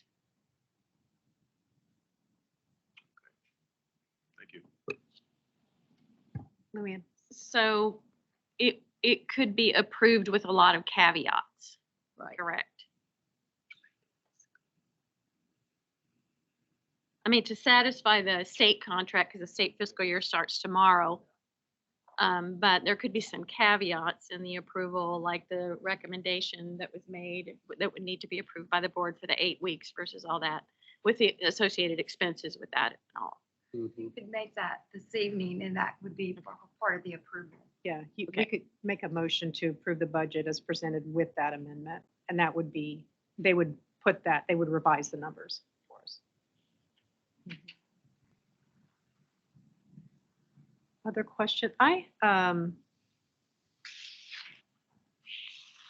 One question to you, Dawn. I know you provide us the list of the potential sources.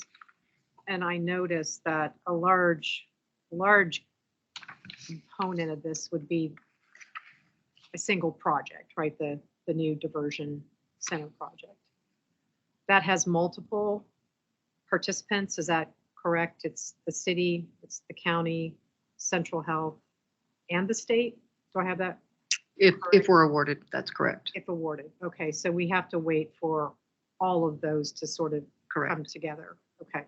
All right, I just want to be clear on that because I believe I learned that, for example, Central Health is put an item into their budget for consideration, and others may be doing, but it's like getting the whole project approved and contracted and revenue coming in the door. Correct. That's correct. Okay. Yeah, thank you for asking that. Just a follow-up. So some of that funding is secure already. The city, for example, has voted. Actually, I thought the county had, but maybe not. Maybe the county hadn't done their budget yet. city's done their budget. Central Health will be doing their budget next week. So, and I know you're waiting on the state. We don't have a time frame. But I'm curious about what opportunities there might be to go ahead and proceed with the funding that has been dedicated, understanding, of course, that there's still work to be done on the model of care, but there are pieces of it. So pieces of it involved with additional services at PES, pieces of it that might be involved with other aspects of crisis.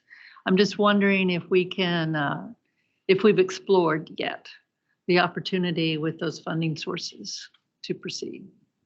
Right. So we have not actually received any of the funding and there's no contract. So what has happened to date is commissioners approved their $6 million that they want to put towards it, but we have to come back with a developed model and design like you're talking about, and then a contract before any dollars can be released to the center. The same will have to happen with the city as well. We'll have to complete the metrics, put the model together, and then have the contract, and the same with Central Health. So to date, that has not occurred, and we don't really have a time frame on when it will occur, but we've asked, tried to get that in the door before the end of this year, but it wasn't possible to do.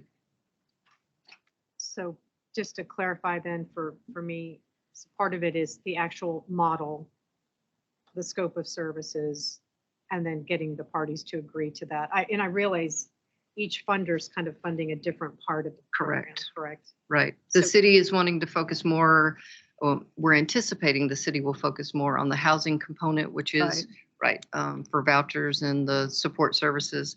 The commissioner or the county portion would be for the actual beds, the diversion beds at 15th Street. And then we're hoping with Central Health to have the support for the expansion of PES in that regard. And so PES, you know, it would be hard to start the project without the whole project up because of the role that they play, because PES will be the front door or the triage component or the entryway into, and then there'll be other pathways, either coming from jail, coming from law enforcement out in the community. And we haven't yet heard, I think if we get ahead of the process too, just another thing to kind of think about is the stakeholder and the community input. And we wouldn't want to shape a model without having finished hearing from all the stakeholders involved and all the collaborators that'll be involved in this project. Okay, well then I think what would be important for us is, you know, is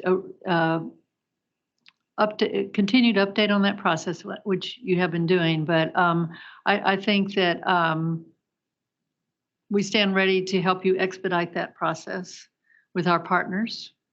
And let's see what we can do to move that as fast as possible. We know that those kind of planning things can take a long time, or they can take a less long time. And so let's see what we can do to help you with that. So. I know I keep asking questions, but I have one more and then so on the 115.08 FTEs that are proposed on for the reduction, what is the like 4-week cost, like the cost to extend, what is a monthly cost for salary and fringe for that 115.08? So there's a, isn't it, I'm sorry, 115 is our positions. It's not people in some of those instances, right? Right. So I'll just to give you an idea from the program perspective of the 48 people that have been identified, because we dropped some of the vacant positions. We tried there first so that we could save as many individuals as possible. 30 of those will be in the program services area. And of those 30, all but 11 should be able to transition over to vacant positions that we froze and held to be available for them if they were interested in moving into those positions. Just to kind of set the context there. Also like to clarify that number of FTE does include additional positions that management cut as their input in reorganization, maybe their program. So there were some positions in that total, the 28.42 FTE. So the 115 is not all RIF and reorg. Okay. Need to clarify what I heard. Yeah. Did I hear correctly that there are 11 people that we think we have not yet identified an alternative for? That's correct. Just looking at the open positions that we currently I got have, not any pending. Not any funding. pending. Correct. Okay. But you So- said, go ahead. No, you go ahead. I was just gonna say, surely we can find something that will help those 11 people over the next 8 weeks. And I thought you said there were two groups of people. That was one. Oh, And is there there might be two? another. Right, It's so- 11, and then we've got this. Right, so the remaining would be staff that are located in either how MIS or facilities or on the admin side. And how many people do we estimate that to be? For that number? I do. I don't have the actual people count. I've got FTE. That is 20. This idea may have been thrown out and I forget hearing it, but if we extended the current funding of positions and programs for a month only,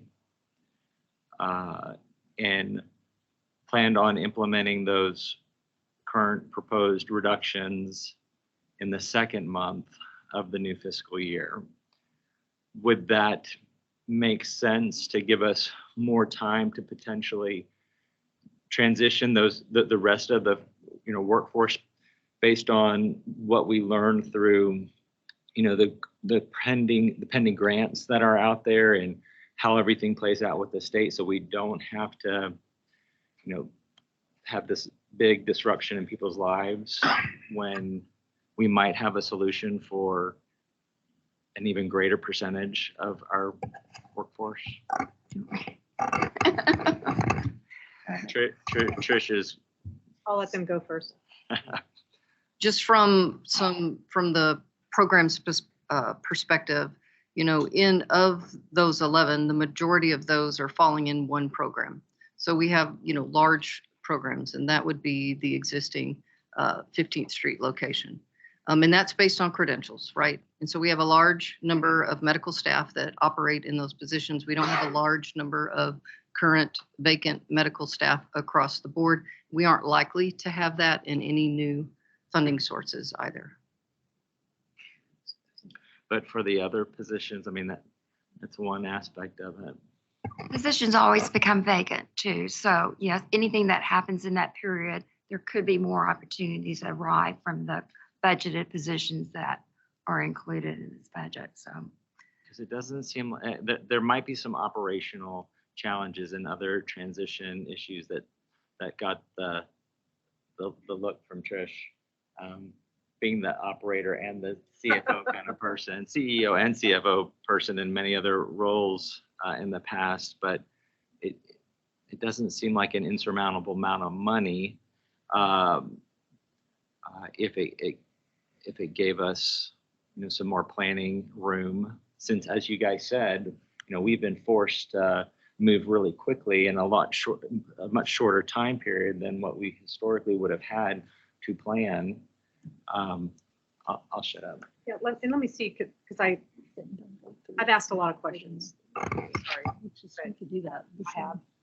And my questions come, from the standpoint of what's the risk and what's the time horizon. And like the reason why I was trying to dig in on the new project, which looks promising from the standpoint of big dollars.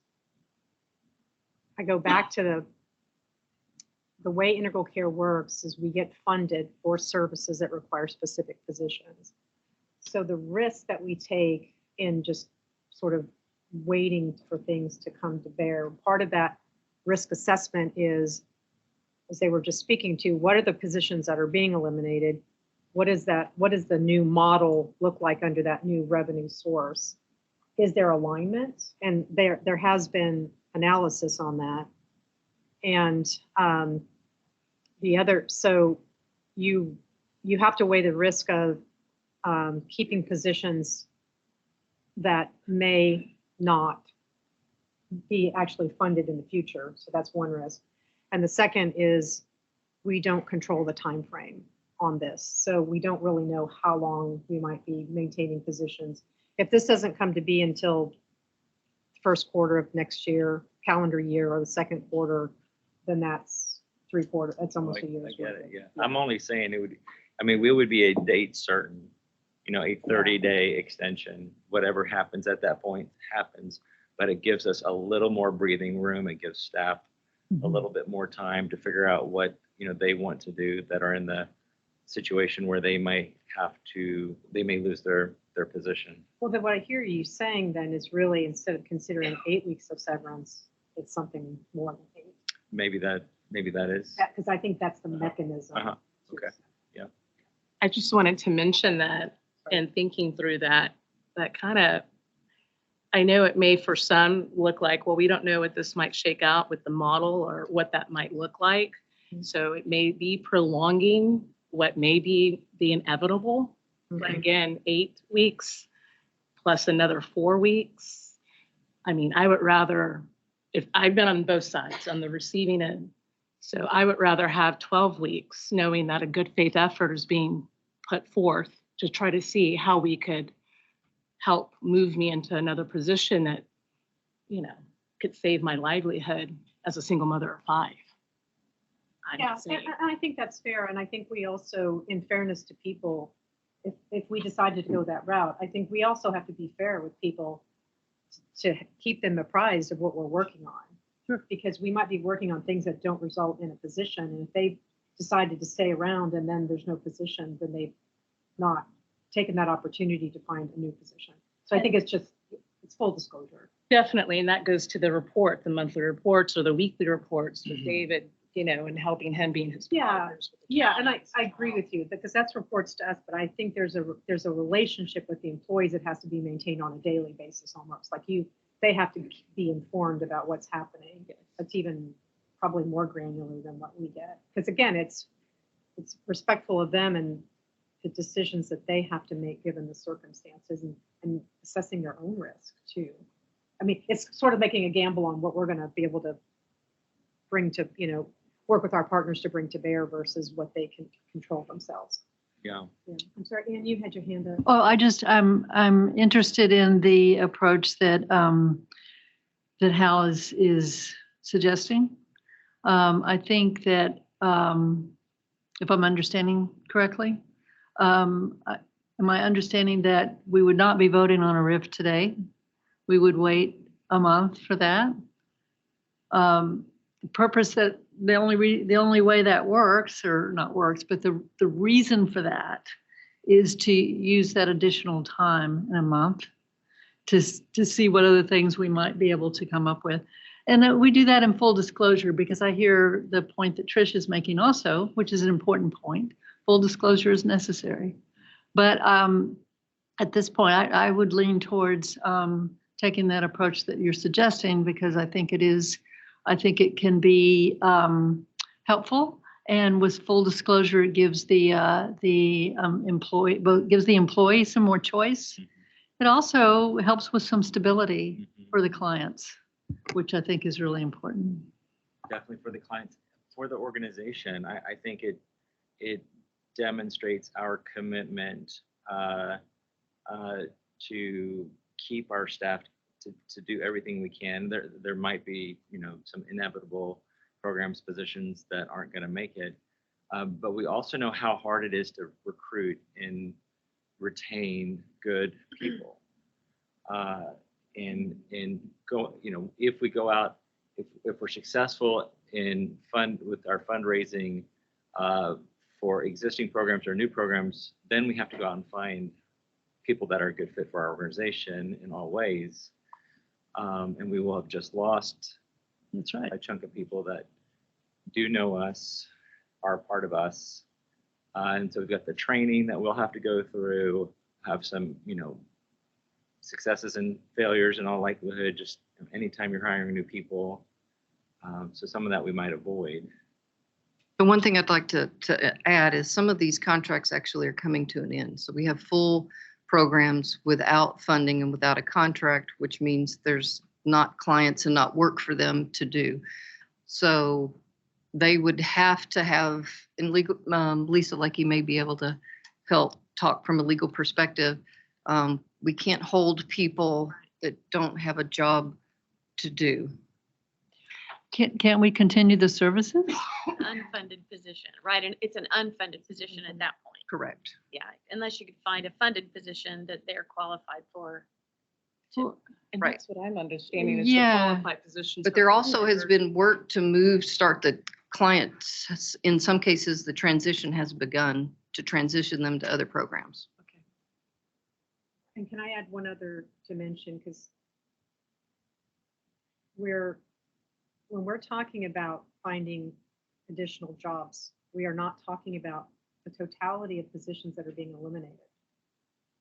There are administrative positions that are not going to be funded through another contract. Right. So I would be wary of setting up a different track for employees. So I think what should be considered, as opposed to postponing a RIF, is to consider extending the severance period, because it is inevitable that there are a number of positions that are going to be eliminated regardless. It's only inevitable if we don't come up with the funding for the programs. But the funding, can someone help me with this one? The administrative positions Mhm. are not going to be funded by new sources of program revenue. But couldn't those be considered with the diverse, like, we don't know what the pilot program may look like. Are there going to be maybe administrative positions available that we just don't know what that might shape up to be? Or even through the county? I mean, I know that, I don't know, working through integral care and being the person administrating that pilot, but if we're administrating that, wouldn't there be administration roles within that pilot that we would have to fill? Or is it all program services to where none of those people could transition into? I'm going to let the people who actually run I the think the programs answer that. Complexity of identifying is exactly what you said. There's just different levels of administration. You've got program indirect, which is administration out supporting the program, and they do those type of getting authority, all the things that they do within a program. And then you've got general administration, which is your HR, your accounting and such. Those are the positions that are not easily transferable to any program area. But it's not a definite no. It's something that we could potentially look at and work through. Skill set, also, I'd let you know as to what that most of the people that are in administration at this point are more general administration work. You know, we don't have a decentralized accounting system. We don't have, so it's a function of what the difference of that function is. An accountant would not fit as an administration. It's a different level of administration, not level, it's a different function. Say that again, the accounting? It's just an example. Okay, would not fit. Right. Administration function in a program. It's a whole different function of what they would do. I think the staff have a pretty solid feel for what positions could be supported in new sources of revenue. They've been able to delineate that. So the point I'm trying to bring up is if we postpone a RIF, we are postponing an inevitable, something that's going to happen. And I would rather err on the side of granting a longer period to see if some of these things materialize. I'll be honest with you. I've grilled the folks that provided this about what the probabilities are and what the models may look like. And I'm time horizon is a big concern about when these contracts will actually come to be, when the models will be agreed upon. There are 4 other partners in this to make it happen. That's 11 million out of the 13. And administrative positions that are being cut are not going to be covered by these new revenue sources. So I want to be hopeful. I don't want to be negative. I want to hold out the promise of trying to do more. I also don't want to be unrealistic and kind of lead people on, because I don't think that's fair to people either.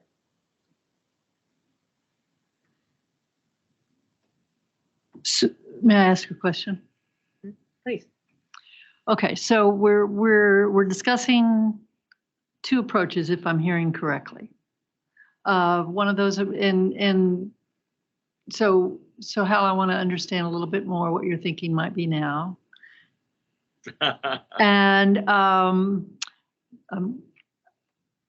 so perhaps we're talking about, so from your perspective, Trish, you're not seeing a difference per se for the employee of extending the time period of the RIF as opposed to delaying the RIF. Is that what you're saying? Yeah, I think it's the same for the employee. Okay. It's the only difference it could make is if somebody decided to leave before the RIF. That's the only difference. It's still going to be 12 weeks of severance, 12 weeks of continued employment, 12 weeks of seeing if other positions are materialized. Let's say that right. Okay, so we could do it that way and say 12 weeks of, we go ahead and authorize the RIF and we say 12 weeks. Is there any difference? Does anyone see a difference? Do you see a difference, Al? No, it's really only symbolic. It's probably not anything else. Okay. And I just want to understand, so if the RIF is extended 12 weeks, they're still employed, they have the 12 weeks. If we approve the RIF tonight, they're still employed and are we doing 12 weeks or it's going to be the motion for the 12? They would be given notice immediately. 12 weeks. And then they would be given 12 weeks of severance. And there's still. Severance? No, not severance. I'm sorry.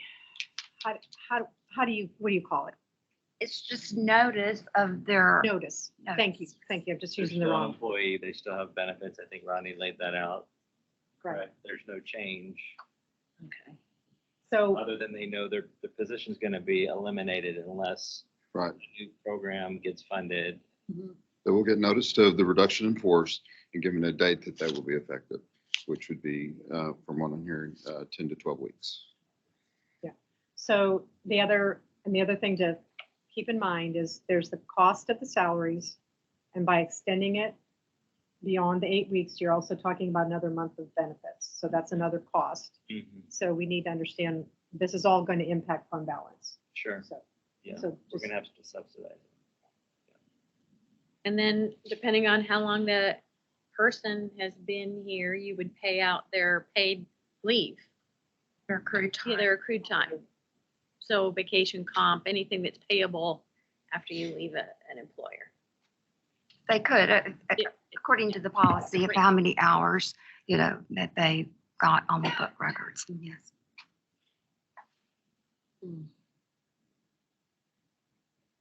That's individual specific, so it's not.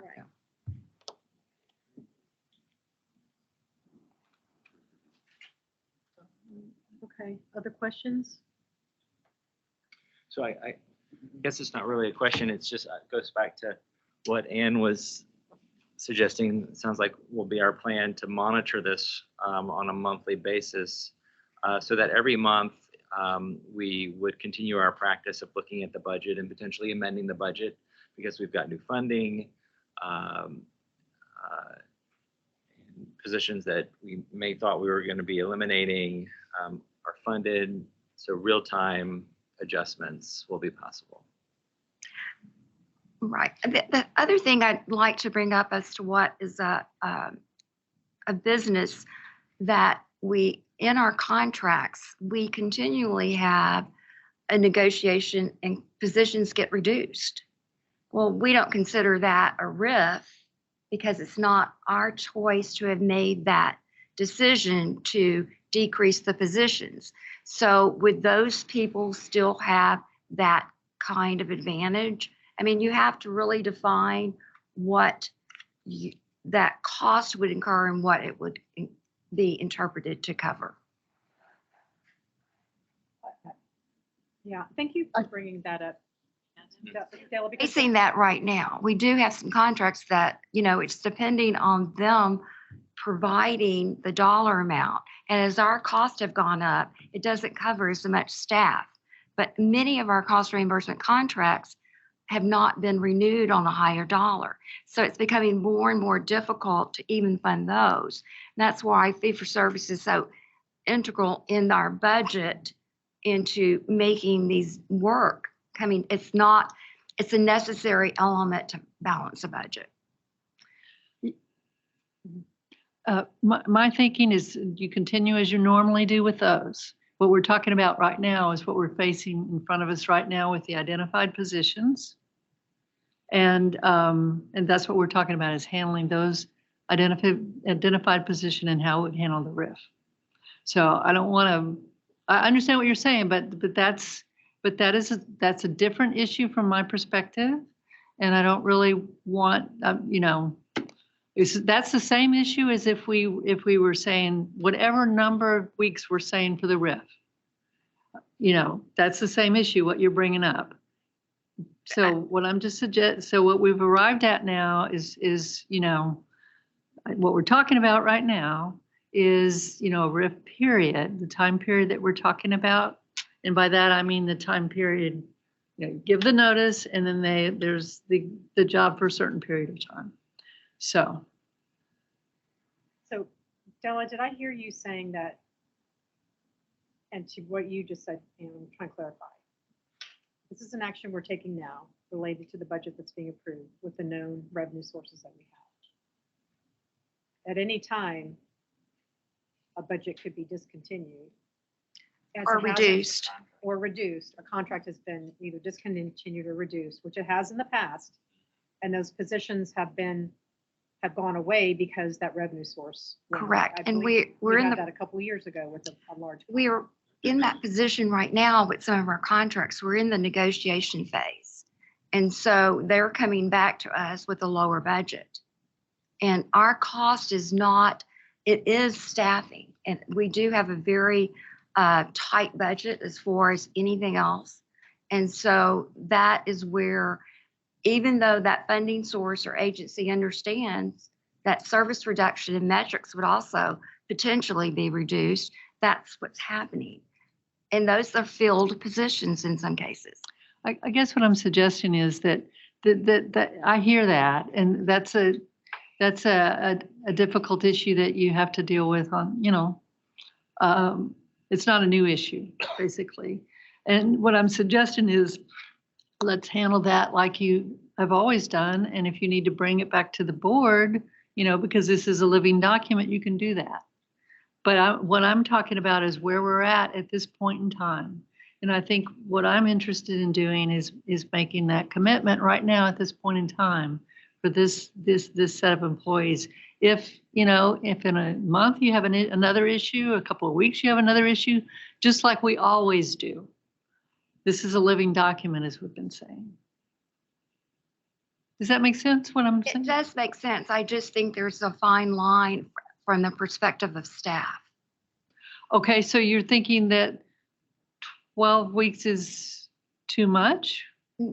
No, I think this could be an ongoing issue that is potentially not the intention of it. Mm-hmm. Well, I hear that, and I hear that concern. And we did lose, we have money that is not in the budget that will not come back. The charity care pool, $7 million is not, we don't actually know that amount because we have to actually produce a cost report. But there's a big portion of that methodology that went away that we estimated, if you use the same basis of numbers, $7 million is gone. all I'm saying is that from my perspective, I want to do everything that I can to provide a longer period during which we can determine if we've got additional dollars coming in. And I understand I think that. that's an I think- unusual situation right now. And that's what I would prefer to do. Which is different than a contract terminating. Right. Yeah. I think that's what Ann's saying. the Yeah, that's what I'm situation trying with to the say. state. It's not terminated. It's still an action of financing. And that's how I'm, Exactly. But it's not like ASD when they terminated our contract and we had people that, you know, we weren't gonna have school-based clinics or school-based services, so we had to let them go, or the other ones that Trish may have been talking about. This is an unexpected reduction in the funding under an existing contract. This contract's gonna continue. We're gonna have to figure out how to manage the service with less money. But I think it's just a little different than, So I have a question. Was it a, what, so this is a real basic fundamental question, but I mean, was it the lack of funding by the state? Was that a reduction in our contract with the state? No, No. this is reductions in federal programs, the Federal DPP program. and the CCP. Those are federal. Those are, contracts, right? they're federal state programs. These are the two new programs that were just put in place. And their calculations were based on 2019 activity. Oh, I They're see. utilization based, you know, the drill on, So their projections going forward, the recalibration of the formulas based on most current data is what's affecting the projection of revenue in the future. correct. Which is different than when a grant, you have a 5-year grant and you know it's ending September 31 because it's a federal grant and the But we federal. knew this could have been recalculated, right? I feel like functionally, it's all kind of the same, like It's yes and no. I'm gonna, reduction in funding. it's an absolute reduction in funding, and it's based on formulas that are not driven by us. Yeah. It's complicated by state pools of revenue that get distributed among many health centers.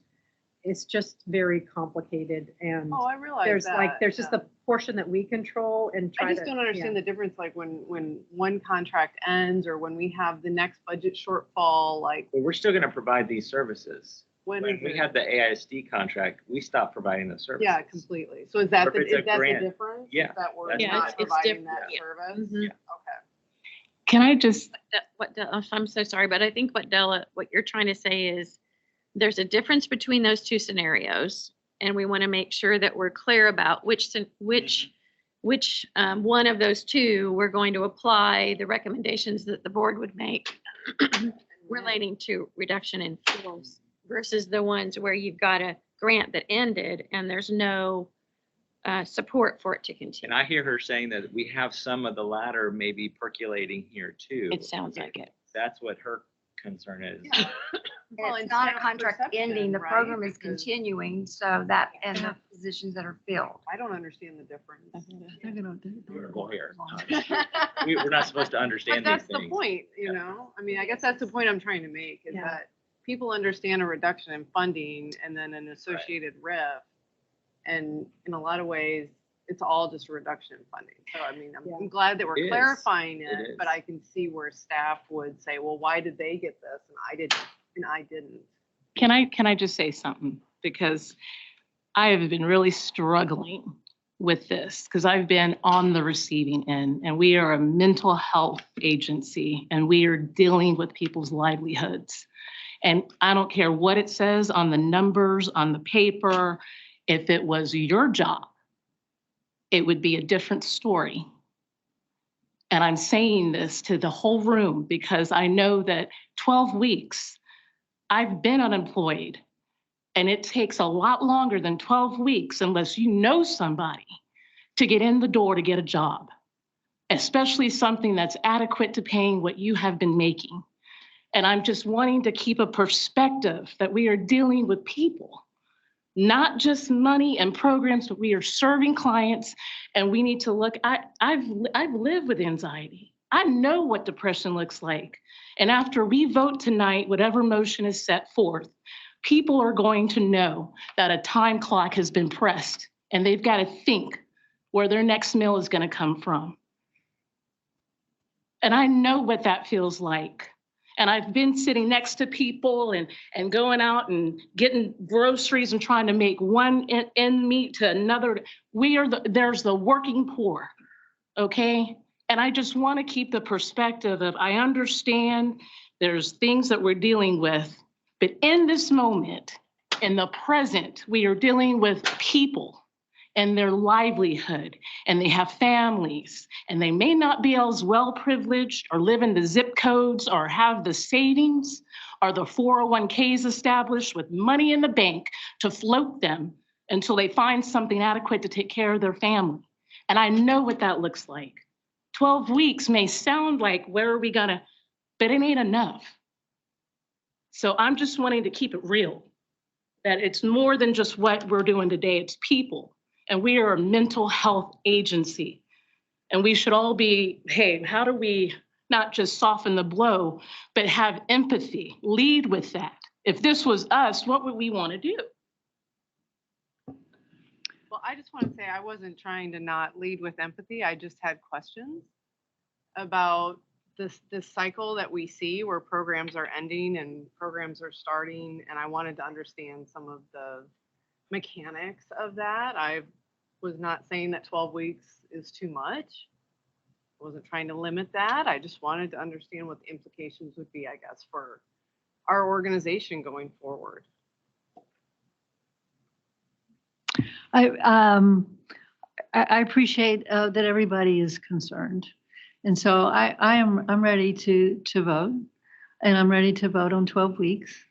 And so I'm ready to make that motion, or actually let Hal make that motion. If Chair, if you feel like we're ready to do that. Could I ask your indulgence if I could make the motion?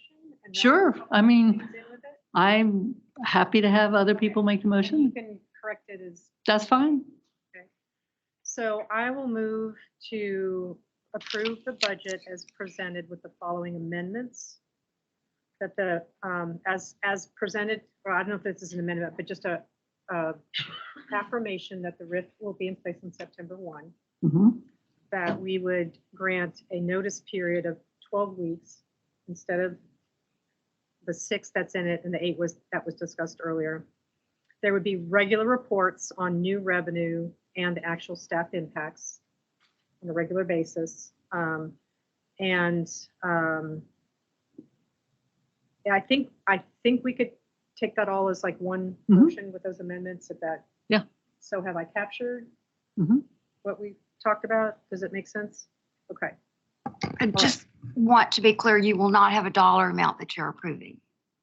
I have a That increase. I have a partial dollar amount. I know, but Yeah. where it becomes complicated is you're adding another month of Of insurance. insurance, I know. And that's the real costly. Well, I think we're committing to the cost. Okay. We're committing that it's going to come out of fund balance. Okay. So I think it is what it is. Yep. And in actuality, it's going to be what it is. And I think that's how the board would have to Yeah. approve it, is that with the approval of whatever that cost is determined to be. Calculation. Right, because you be could fund balance. estimate it, but it's actually going to be Every, whatever it is. it is, right, so. So we're proving the policy that you can Correct. implement, and the cost is understood to be. Could be amended at, September 1. Right, we could, once we know that, we could do the budget amendment then to be reflected Correct. for the actual. Okay. I mean, I would so move to save the chair, who doesn't typically Now, be the one how making about the motion. I just said it, how's that? Yeah, I'll make that motion. Okay. And I think someone's gonna I'll second it. second We have a motion, we have a second. All in favor? Aye. Any opposed? All right, thank you all. Thanks for continuing to educate us. Thank you, Luann. Thank you for staying. I appreciate it. All right. Oh, you need to, okay, thank you. I think we still have a quorum. 1, 2, 3, 4. Yeah, I think we're good. And, okay, so can we do a quick update on the CEO search process, and then let's take our ICCC update. Would that be okay? Since We we've do. already lost Luann. Yeah, we do have a couple of items. Oh, I'm sorry. We have a regular agenda. Sorry. Oh my gosh. Skipping. We have E, F, and G, and I'm going to give chocolate to anybody who can get through this in, Okay. as fast as possible. 15 and 5 seconds. Okay. 5 minutes. So this is item E, recommendation to approve authorizing the board chair and/or chief executive officer and/or his designee as applicable to sign the Health and Human Services Local Mental Health Authority contract for FY24.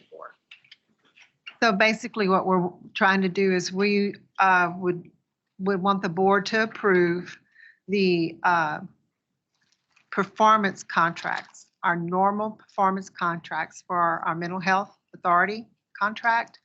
And what we're wanting to do is just give David Evans, the board to give David Evans authority to approve and sign those contracts. And this is regular recurring business. Yes, this is our regular Regular. performance contracts. Those 2 items, the first one is mental health, and then the next one will be IDD. IDD. Okay. So do I have a motion to, thank you. Second. Thank you. Motion second, all in favor? Aye. Aye. Any opposed? All right. Item F, recommendation to approve authorizing the board chair and/or chief executive officer and/or his designee as applicable to sign the Health and Human Services Local Intellectual and Developmental Disability Contract for FY24. So same. Same. Okay. So moved. Performance contract. Motion and a second. Thank you. All in favor? Aye. Aye. All right. And then item G, which is recommendation to approve a resolution approving Integral Care Seabrook LLC's application for RHDA funding for 3515 Manor Road, Austin, Texas, 78723. Hi, Marlene. Hi, good afternoon or good evening. I don't think I can top that speed, but I'll go fast. So I'm asking the board today to approve a resolution approving us to apply for RHDA Rental Housing Development Assistance funding for our new project 3515 Manor Road. This is the 60 units of permanent supportive housing that I've presented on several times to the board already. So this is our capital stack. So this is our sources of funding and our costs. So what I'm asking for the resolution for is that top one, rental housing development assistance. The others are things that we've either already applied for or are awaiting, that we've already applied for or have commitments for. So the ones that are in bold, the SLFRF funds and the owner equity, we have commitments for already. The home ARP and the Federal Home Loan Bank, we've applied and we are waiting approval. And then we're also working with Ann and her team on a capital campaign, which would make up the rest of our sources of funding. And on the right-hand side is our developmental costs. So we have our total construction cost at 13 million. We have soft cost developer fees, closing financing, bringing our total project to $17.5 million.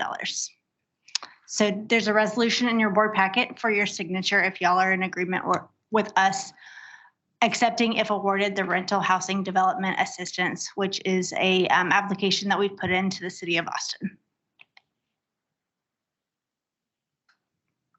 All right, any questions? These numbers haven't changed much, right, since you presented last? No. Okay. All right. So moved. Oh, I'm sorry, Ann had a Oh, I'm question. sorry. I'm sorry, when will we know if we get this? So we just applied. We would know in October if we got this one or in the fall. Okay. And then the others is around the fall timeframe as well. Some of them have already been committed, but this one is the fall. Okay, thank you. You're welcome. Now? Oh, So moved. thank you. Second, thank you. Motion second. All in favor? Aye. Aye. Thank you, Marlene. Thank you. Okay, let's move on to item 5, information item. This is update on the CEO search process. And you all should have in front of you a document that looks like this. So I wanted to just report back to the full board and my fellow search committee members, Emmett and Ann, please jump in. So we, if you'll remember in July, we awarded the contract to the Myers Group for to assist us with the CEO search, that we met with them. I think we approved that on a Thursday. We met with them, I think, the following Tuesday. So we got everything going. And we have before you a proposed timeline and set of activities. So I'm gonna state up front, this is ambitious, but I think we should be ambitious and we should push towards making it as efficient a process as possible. So I've shown you 5 stages of this search process. It's really, the search itself is stages 1 through 4. And I wanted to walk through that with you and explain how the search committee is proposing this process proceed. So the first stage, which is information and planning, that's work that the Myers Group and the search committee's been doing together to help orient the Myers Group folks. We've given them instructions to individually interview each board member. We've given them a list of community stakeholders to conduct a survey with. We've asked them to administer a survey to members of the Employee Advisory Council, the Integral Care Employee Advisory Council. So they are in the process. That's what they're doing, is educating themselves about integral care. We've given them documents, and they've talked to the members of the executive management team and others to become familiar with integral care, with our community, our mission, who our partners are, collaborators are, to really understand what the future looks like for integral care. And so that is underway, actively underway right now. The next step will be to conduct a national search, and that will be, of course, the responsibility of the Myers Group. And out of that process, so just a little bit of logistics, next week, we'll be setting up a page on the Integral Care website that's going to have information about the search process. It's going to have an application link where people can apply for the position. And that's going to go directly to the Myers Group. Integral Care, the organization doesn't have any involvement in that process. It goes directly to the Myers Group. It will be a place, however, like if anybody knows of someone who's interested in the position, they can direct them right to that page and they can apply. The Myers Group will use their network. They will take all the information that they've learned from this sort of information gathering process and learning process, and turn that into a kind of a set of information about integral care that they can share with people that might be interested in the position, describe what the position is like, and then use it as a tool to evaluate those candidates and who they might want to bring forth to us. So they will conduct that process. The idea is that they'll bring us a slate of 5 to 7 candidates. That's pretty typical, that they'll bring to the search committee. And then out of that 5 to 7 candidates, the search committee will basically review their qualifications and see which ones we want to invite in for initial interviews. And we're expecting that to be roughly 3. That is stage 3. But I want to point out, even though the search committee is kind of the core of that work, the full board is invited. If anybody who wants to participate in that qualifications review, or anybody who wants to participate in those initial interviews, they're going to be virtual. You're welcome. We're going to have to schedule it according to the search committee's calendar, because we have to get those 3 people. So it's going to be a little bit of, here's the dates. If you want to join us, please join us. And I would love it if you indicate that you want to join us, that you can commit to that and actually participate, because it kind of just sets the stage for how we're going to move forward with the work. Then out of that, out of those initial virtual interviews, we will select we'll select candidates for the Board of Trustees to interview as a whole. I don't know exactly how many that will be. That'll be just dependent on the interviews themselves. There'll be a semifinal set of semifinal interviews that will be with the full Board of Trustees. Then out of that, we'll select possibly 1, maybe 2 candidates, and there'll be a final interview. We expect that final interview process to also include a public presentation, so there'll be a public forum for that. And out of that process, then the board will basically make their selection and authorize an offer to be made to the next CEO. If you look at the timeframes, this is where things might be a bit ambitious, but the search committee agreed to be ambitious and then adjust accordingly. So we're looking to have the actual search conducted by the end of September, the point at which they can bring us candidates, those 5 to 7, to the week of September to review those qualifications and select those that we want to interview and actually conduct those interviews by October 11th. We see the semifinal and final candidate interviews happening during the period of October 23rd through November 10th. And I wanted to get those dates in front of you now because we're going to need your participation. We're trying to get through this process before Thanksgiving because the other critical consideration is we have a board meeting in early December, Yes. right? We don't have one in November. We have a board meeting in early December. So we want to get far enough along that everything that needs to be approved can be approved in December, if that makes sense.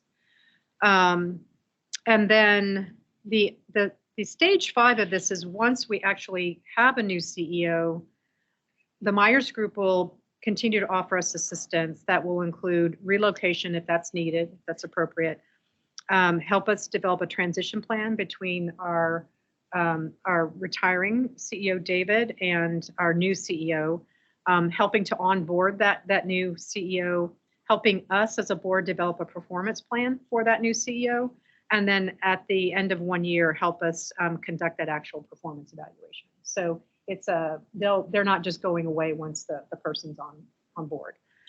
Emmett or Ann, have I described it appropriately? I think you did. Okay. That's it. All right. How do folks feel about that? Does that sound good? Are you down with marking October 23rd on your calendar? Yep. Can I ask you one question before, and maybe then you can respond to this too, Deborah? Would you be open on the final interviews to doing that on a Saturday if need be? Okay, because it might just make sense because whoever is going to be our final or finalists, we'll want to bring them in and, basically have sufficient time with them. And it might be just from the standpoint of getting us all together, we could schedule something in the morning to do those finals, if that works. Works for me. Okay. So Deborah, you had a I just had a question. Yeah.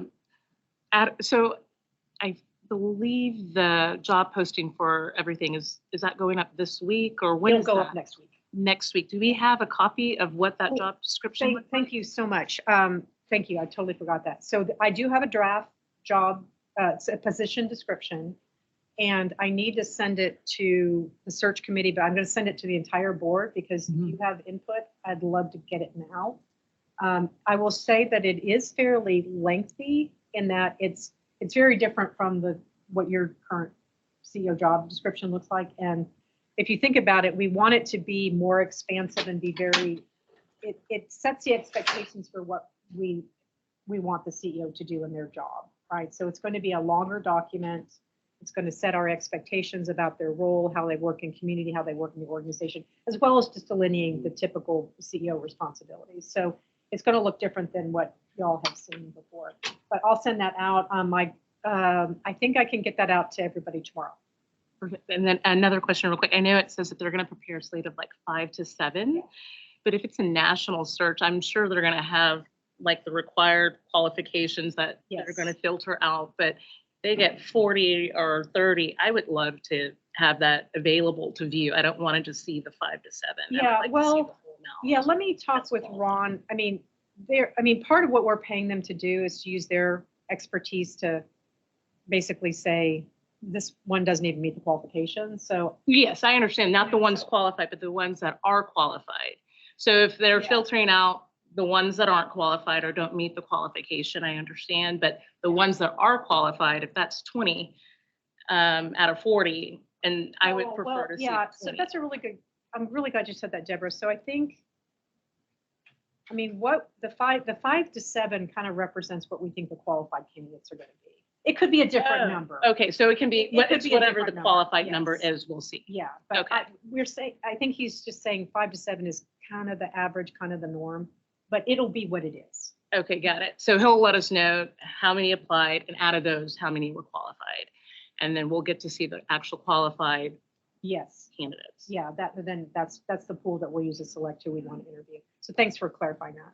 Yeah, and Yeah, so there, are these, I'm trying to remember, the initial interviews, are they virtual or in person? initials virtual, Okay, full board will be in person. okay. Yeah. Okay. Questions? All right. And that, Yeah, so yeah. then the initial interviews, Yeah. is that only open to the selection committee or is No, that that's open? we will schedule it around the search committee's Okay, calendar to make sure the 3 of us all can be there, right. but it'll be open to everybody. Okay, thank you. Yeah, so you'll be given the date saying, and the link in that case. I have a question. Is there anything built in here to have community weigh-in or community feedback on That's- that search process? On the process itself? Not the process, but, oh, never mind. Yeah, There we go. I see. there's on the finalist, there is a public component that will, and that's where the search group will sort of help us devise how we want that to take place, to kind of structure it. And then, one thing I did also want to say, that in the finalist, in the interviews that the full board participates in, part of what the CEO candidate will provide to us is basically do kind of a small presentation to us. So we can get a sense of how they present, right? Just in verbal communication. We'll also have we'll have written materials that we'll ask them to provide. And that's just for the board, but then there will be a separate public presentation part. Does that make sense? Okay. Thanks for asking that question. Okay, unless we have any other questions, that was just an information item to keep you all up to speed and things are moving through. Okay. So can we move on to item number 6, the ICCC update? Sure. Thank you very much. On August the 8th, we had our most recent ICC consultation with the union. I would like to note that we lost quorum ahead of the report last month, which was our July 25th meeting. And then also, our June meeting, because of Texas Council, we didn't have, but I've included all the sets of those consultation meeting notes and any related documents. In the most recent meeting, we began with a little bit of give and take on engagement by the union with other employees, non-union employees within the organization.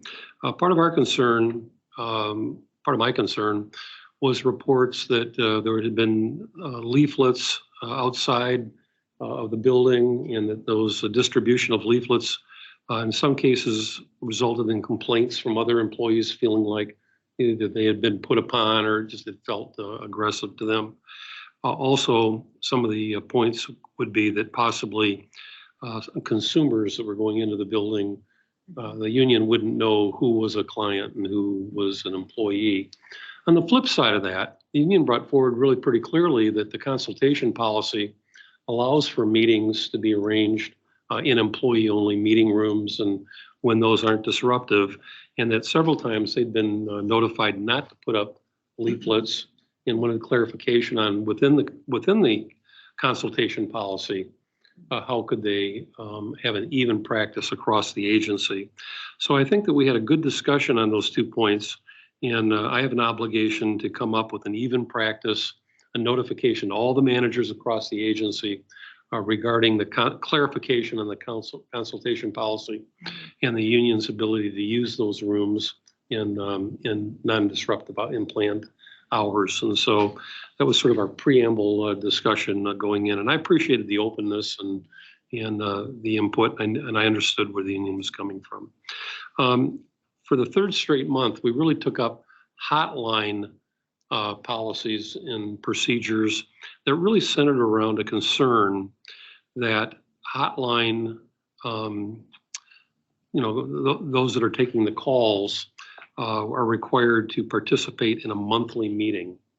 In that monthly meeting, it was brought to our attention that at times it was represented that employees would feel that if they had legitimate excuses as to why not to attend that monthly meeting, that there was a punitive approach, as if they could be written up for either insubordination or not following through. And it was also pointed out that in terms of planning for those meetings, that at times the manager would shift or change the time of the meeting, and then that would put upon or change the time at which our employees in the call center, again, would be unfair. So we really took some time to review what kind of instructions some of our new supervisors that were in place, put out communications around these meeting times, clarified that it was the obligation to attend 10 of those 12 meetings within a year. Part of what we've done within the call center that has really helped our timely answering of calls and recruitment, and also staff morale, has been work from home. And really now we've recruited and we have hotline workers across the state. So in terms of that idea of working remotely, it creates the need for that clarity of that monthly meeting and the importance of being on one page even more critical. So what we've done is I've really tried to listen carefully, went back through, and we agreed that what we would do is continue to receive staff input. And while we've put out clarifications, if there's any further policy development around this, that we would do updates on the call center and hotline policy updates itself. I would like to note that this is an area of the agency where we've really given staff additional crisis pay, differential shift pay, and have really worked on our recruitment and retention, because those are life and death calls.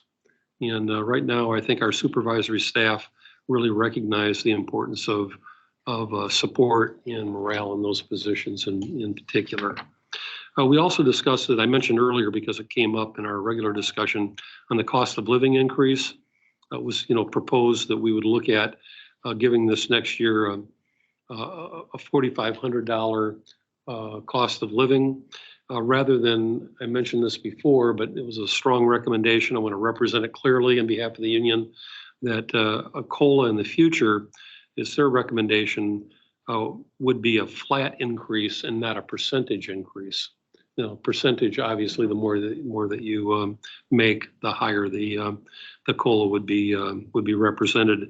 We pointed out that with 1,000 employees, that we at this point in time knew that we did not have the revenue for a $4.5 million COLA, and I wouldn't be recommending that we implement a COLA, but that didn't change the standing discussion on how a COLA in the future may be applied. Also covered the area that board policy has 2 times, one September 1 and one December 1, when we meet and exceed overall performance guidelines, and we have fund balance with a minimum number of days being met by board policy, we can give performance-based pay. Also, we had a discussion on COVID precautions, this idea that we're seeing an increase within the city, and went through a set of assurances on where we're currently at with our COVID protocols, PPE, and we meet regularly with Dr. Walks, who's our public health director for the city and the county in that regard. 2 issues that were on previous meetings that didn't come up for a verbal report, were on the meeting notes, included a recommendation. I think there's a strong recommendation from the union that we consider an ombudsman or an ombudsperson position that would be, unlike our consumer ombudsman, be representative for staff. And examples were given where the city and the university have a staff position in that representing employee interests. In that regard, the union asked that I include in the packet, which I did in July, which was an employee service rules. And it looks at, conditions and organization under which the ombudsman would be making direct presentations to the board around employee appeals or concerns. I didn't tell them, but, just in our dialogue, shared back that that's not a recommendation that I would recommend or I would support to the board, really for two reasons. We're not in a position right now within the budget discussion, that we've had in taking on additional financial obligations. But I've listened, I think, carefully to the board on not setting up parallel processes, and when we set up the consultation policy, to not have things taken around the CEO position and responsibilities. And those could come through a human resources department that in fact should be representing employee interests and balance with board policy. And then the last area that you've just covered, which I think was a request for where is and what are the steps in the CEO succession and opportunities for input. And the one request that the union had that I haven't yet followed through on is a request to have the summary of all the survey results of what the input is on what this board will be looking for in the qualities and competencies of the future CEO. I didn't see any problem at all with giving them that summary from what we've learned from the survey. Can I speak to that? Because I've been in conversations with Anne about getting that information up on as part of our public page. So thank you for because I didn't say that earlier, but that is part of our work, is to get that up there. So. Concludes my report this evening. Okay, any questions for David? Okay. All right, that is our last item before citizens' comments. We're on agenda item 3. If there's anyone that's here to, I do. 1 minute before we go to citizens' comments, Yes. if you don't mind, I'd like to take a moment and recognize Sherry Blythe. Sherry's retiring, and I don't know if you all are aware or not, but this will be her last board meeting, and she is moving on to the next phase of her life and very much looking forward to it. I'm very envious. And I just wanted to say a few words about how much I'm going to miss Sherry, how much she's brought to this organization, her leadership, and I won't say anything else because I don't want to cry about it, but I wanted to give you an opportunity to speak directly to Sherry if you had any words you'd like to share. Thank you, Dawn. Welcome. Appreciate you doing that. Can Well, Can you make a comment? Yes, you can. Yes, you may. My comment was, I would like to thank you as a board. You're a volunteer board. It's almost 8 o'clock. And all of you are giving your time. And the discussion tonight, I will cry, to me says you're fully committed and consider and bring in everything when you're making decisions, and you're making them with real seriousness. So I cannot tell you how much I appreciate all of the work that you've done and do over the years. So that's my thank you to you. Well, you're very kind because this is about you, not us.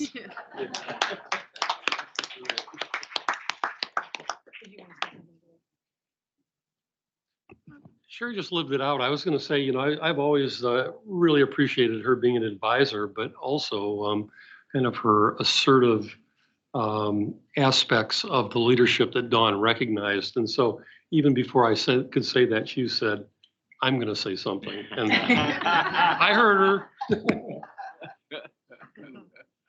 Well, Sherry, I will say something. I am so happy for you. I'm not particularly happy for us at the moment because we won't be able to see you on a regular basis. But I've enjoyed working with you all these years, which I think we go back a few years before my board service here. So it's really been just such an honor to work with you. And I wish you all good things. And you do have to kind of keep in touch. Yes, you do. Yeah? We're going to miss you. Yeah, sure. Well, I'll miss you as well. I'll miss you at the P&O meetings and this meeting. thank you for your service. And you've heard me say this many times to the whole audience. Y'all are the reason that this is such a great agency. Thank you. I want to say too, Sherry, you know, I've gotten accustomed to seeing you and hearing you so much in this area of justice, criminal justice, and just so appreciate all of the work that you've done. And I hear you when we're away someplace at a conference, and I sit back and I hear you. I feel a significant amount of pride, you know, just simply because you feel you are an authority. And I know we're going to be losing a lot of strength there. But at the same time, I'm going to say, welcome to the world of retirement. It ain't bad, and I ain't hating on you. But one of the things that does happen is sometimes you'll find yourself still doing some stuff, you know, so hopefully we'll be seeing you around. Thank you so much. Thank you, Sherry, for your service. We haven't worked long together, but I know we've had the opportunity to sit down and get to know one another. And so you have a very genuine spirit and heart and a sense of care and duty. So I really appreciate you.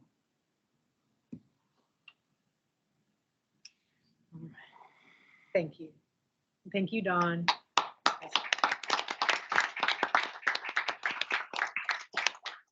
have one thing to say. I hope you guys are going to give her a really nice plaque. You already did all that? Okay, thank you. I love it. All right. Item number 7, citizens' comments. Do you have anyone that would like to? Oh. Yes, so I've been well aware about losing my job. And so the dissolution of 15th Street has been apparent as they've made these abrupt changes without any communication to the staff. I'm the primary breadwinner of my family. My husband owns a small business here in Austin, Texas, a barber shop. We survived COVID, but we're still in the red. So I pay our rent. I provide health insurance. We have 2 small kids. One of my kids will be having heart surgery in October. I need insurance. He's been diagnosed with autism. He doesn't communicate well with others, so he needs therapy. So my life has significantly changed. I appreciate this woman in the baseball cap for expressing empathy for how my life has been impacted. And, you know, the loans I continue to have to pay off now, my student loans will now accrue interest now in September, and our first payments are due in October. So just continue to think of those lives that you've impacted. Thank you.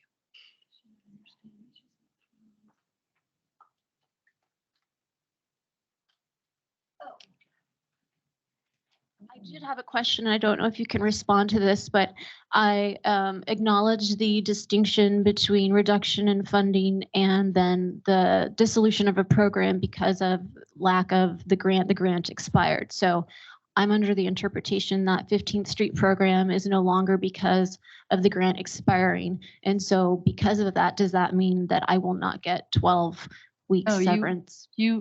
My understanding is that, and I should let the staff answer this, but my understanding is that the job that you're talking about is within the parameters of the 12 weeks and that you will get the 12 weeks. Because that is one of the jobs that we were talking about as part of RIF. Is that correct? Yes, I'm getting affirmation from the staff that that is true.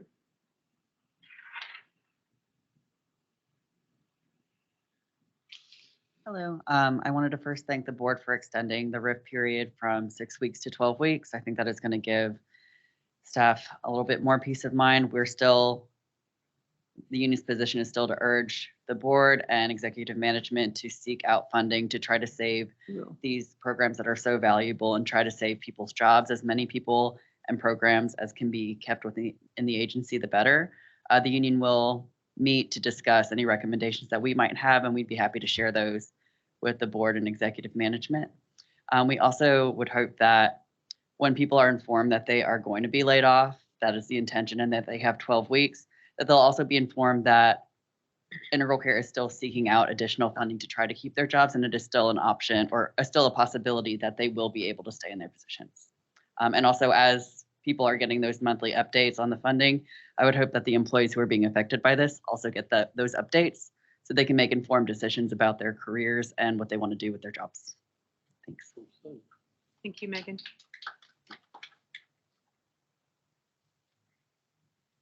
I just wanted to add some information about the employee ombudsman.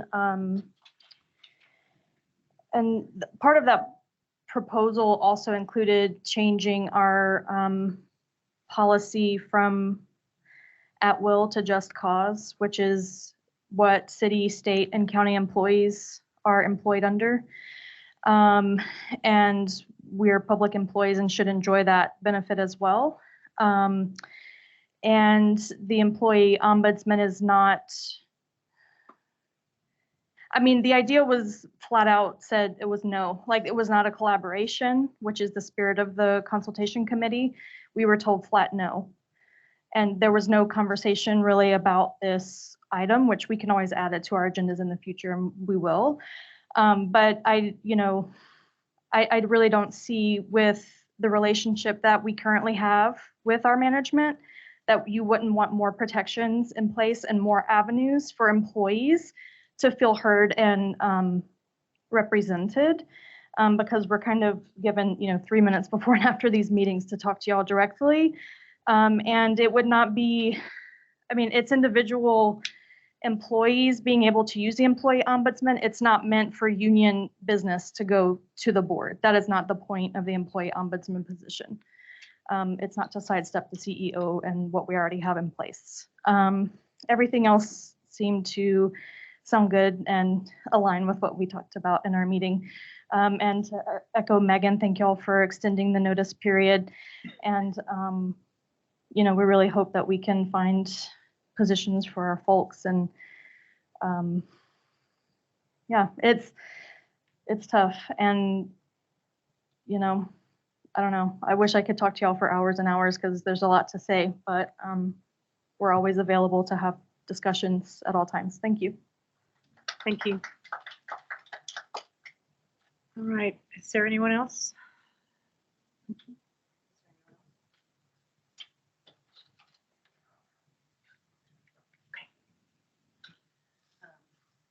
Hi, you all. I'm going to start with the lack of transparency was not shocking, but I don't want anybody to get credit for the opportunity for feedback from your employees when you had 2 presentations, no questions, no comments, and then an email that would have been identifying information. So I know I put all of the board on that email. I put legislators on that email because there is a clear fear of retaliation. And I came and said it for a long time before the union started and came, and I was so happy they finally came and made what I was saying legitimate. So that's really unforgivable that you really didn't ask for any feedback. And you need an employee ombudsman. And it is shameful, David, that you're on your way out and you're still trying to block your employees from being a part of making this organization work for them, but mostly for the people they serve. It's just, I want to say it's shocking, but I've been interacting with you for years and it's not, and I'm not trying to be personal. I know I'm like not supposed to do this, but this is just too much. I also would like to know if this board was aware of do you have a list of all the programs that have been impacted? Did you get that? Do you know exactly what programs? And if you do, why is that not made public to everyone? Because I'm a taxpayer and I would like to know what's being impacted. I would also like to know the number of clients that are being impacted. This is very serious, which gets me to the final thing, this pilot. It's very interesting to me because there seems to be a lot of hope and dependence on what's going to happen at 15th Street. So I would recommend, because we're doing this without the data that was requested in April at a county commissioners meeting on the Herman Center. We gave $250,000 to Steve Strakowski to head a forensic behavioral health strategic plan. And the recommendations were actually clear if we want to divert more people to open a crisis stabilization unit. Why? Because it's voluntary and involuntary. Everything we do is voluntary and it's not serving the people that are decompensating in your jail, in the streets, and cycling through the hospitals if they're lucky enough to get in. So that would have been the one opportunity that you could also have law enforcement take someone not to the ER for an emergency detention, but to a crisis stabilization unit. I was in the meeting when this 15th Street plan came. I think you might recall, we were all surprised. There is still not consensus that this is what we should be doing from major stakeholders in town. And I saw that we are asking $10 million, I'm gonna finish, from HHSC. So I think that HHSC should come hold a town hall for the community on this project. But if nothing else, you all need to be interacting with HHSC. And I would love to see the application. You need to understand what the grant was for. This is diversion. There are other opportunities, crisis respite. What I heard tonight, just, we have got to elevate the people who are the voices of the people providing the services and receiving the services. And the board is responsible for doing that. I'm done. Thank you. Thank you.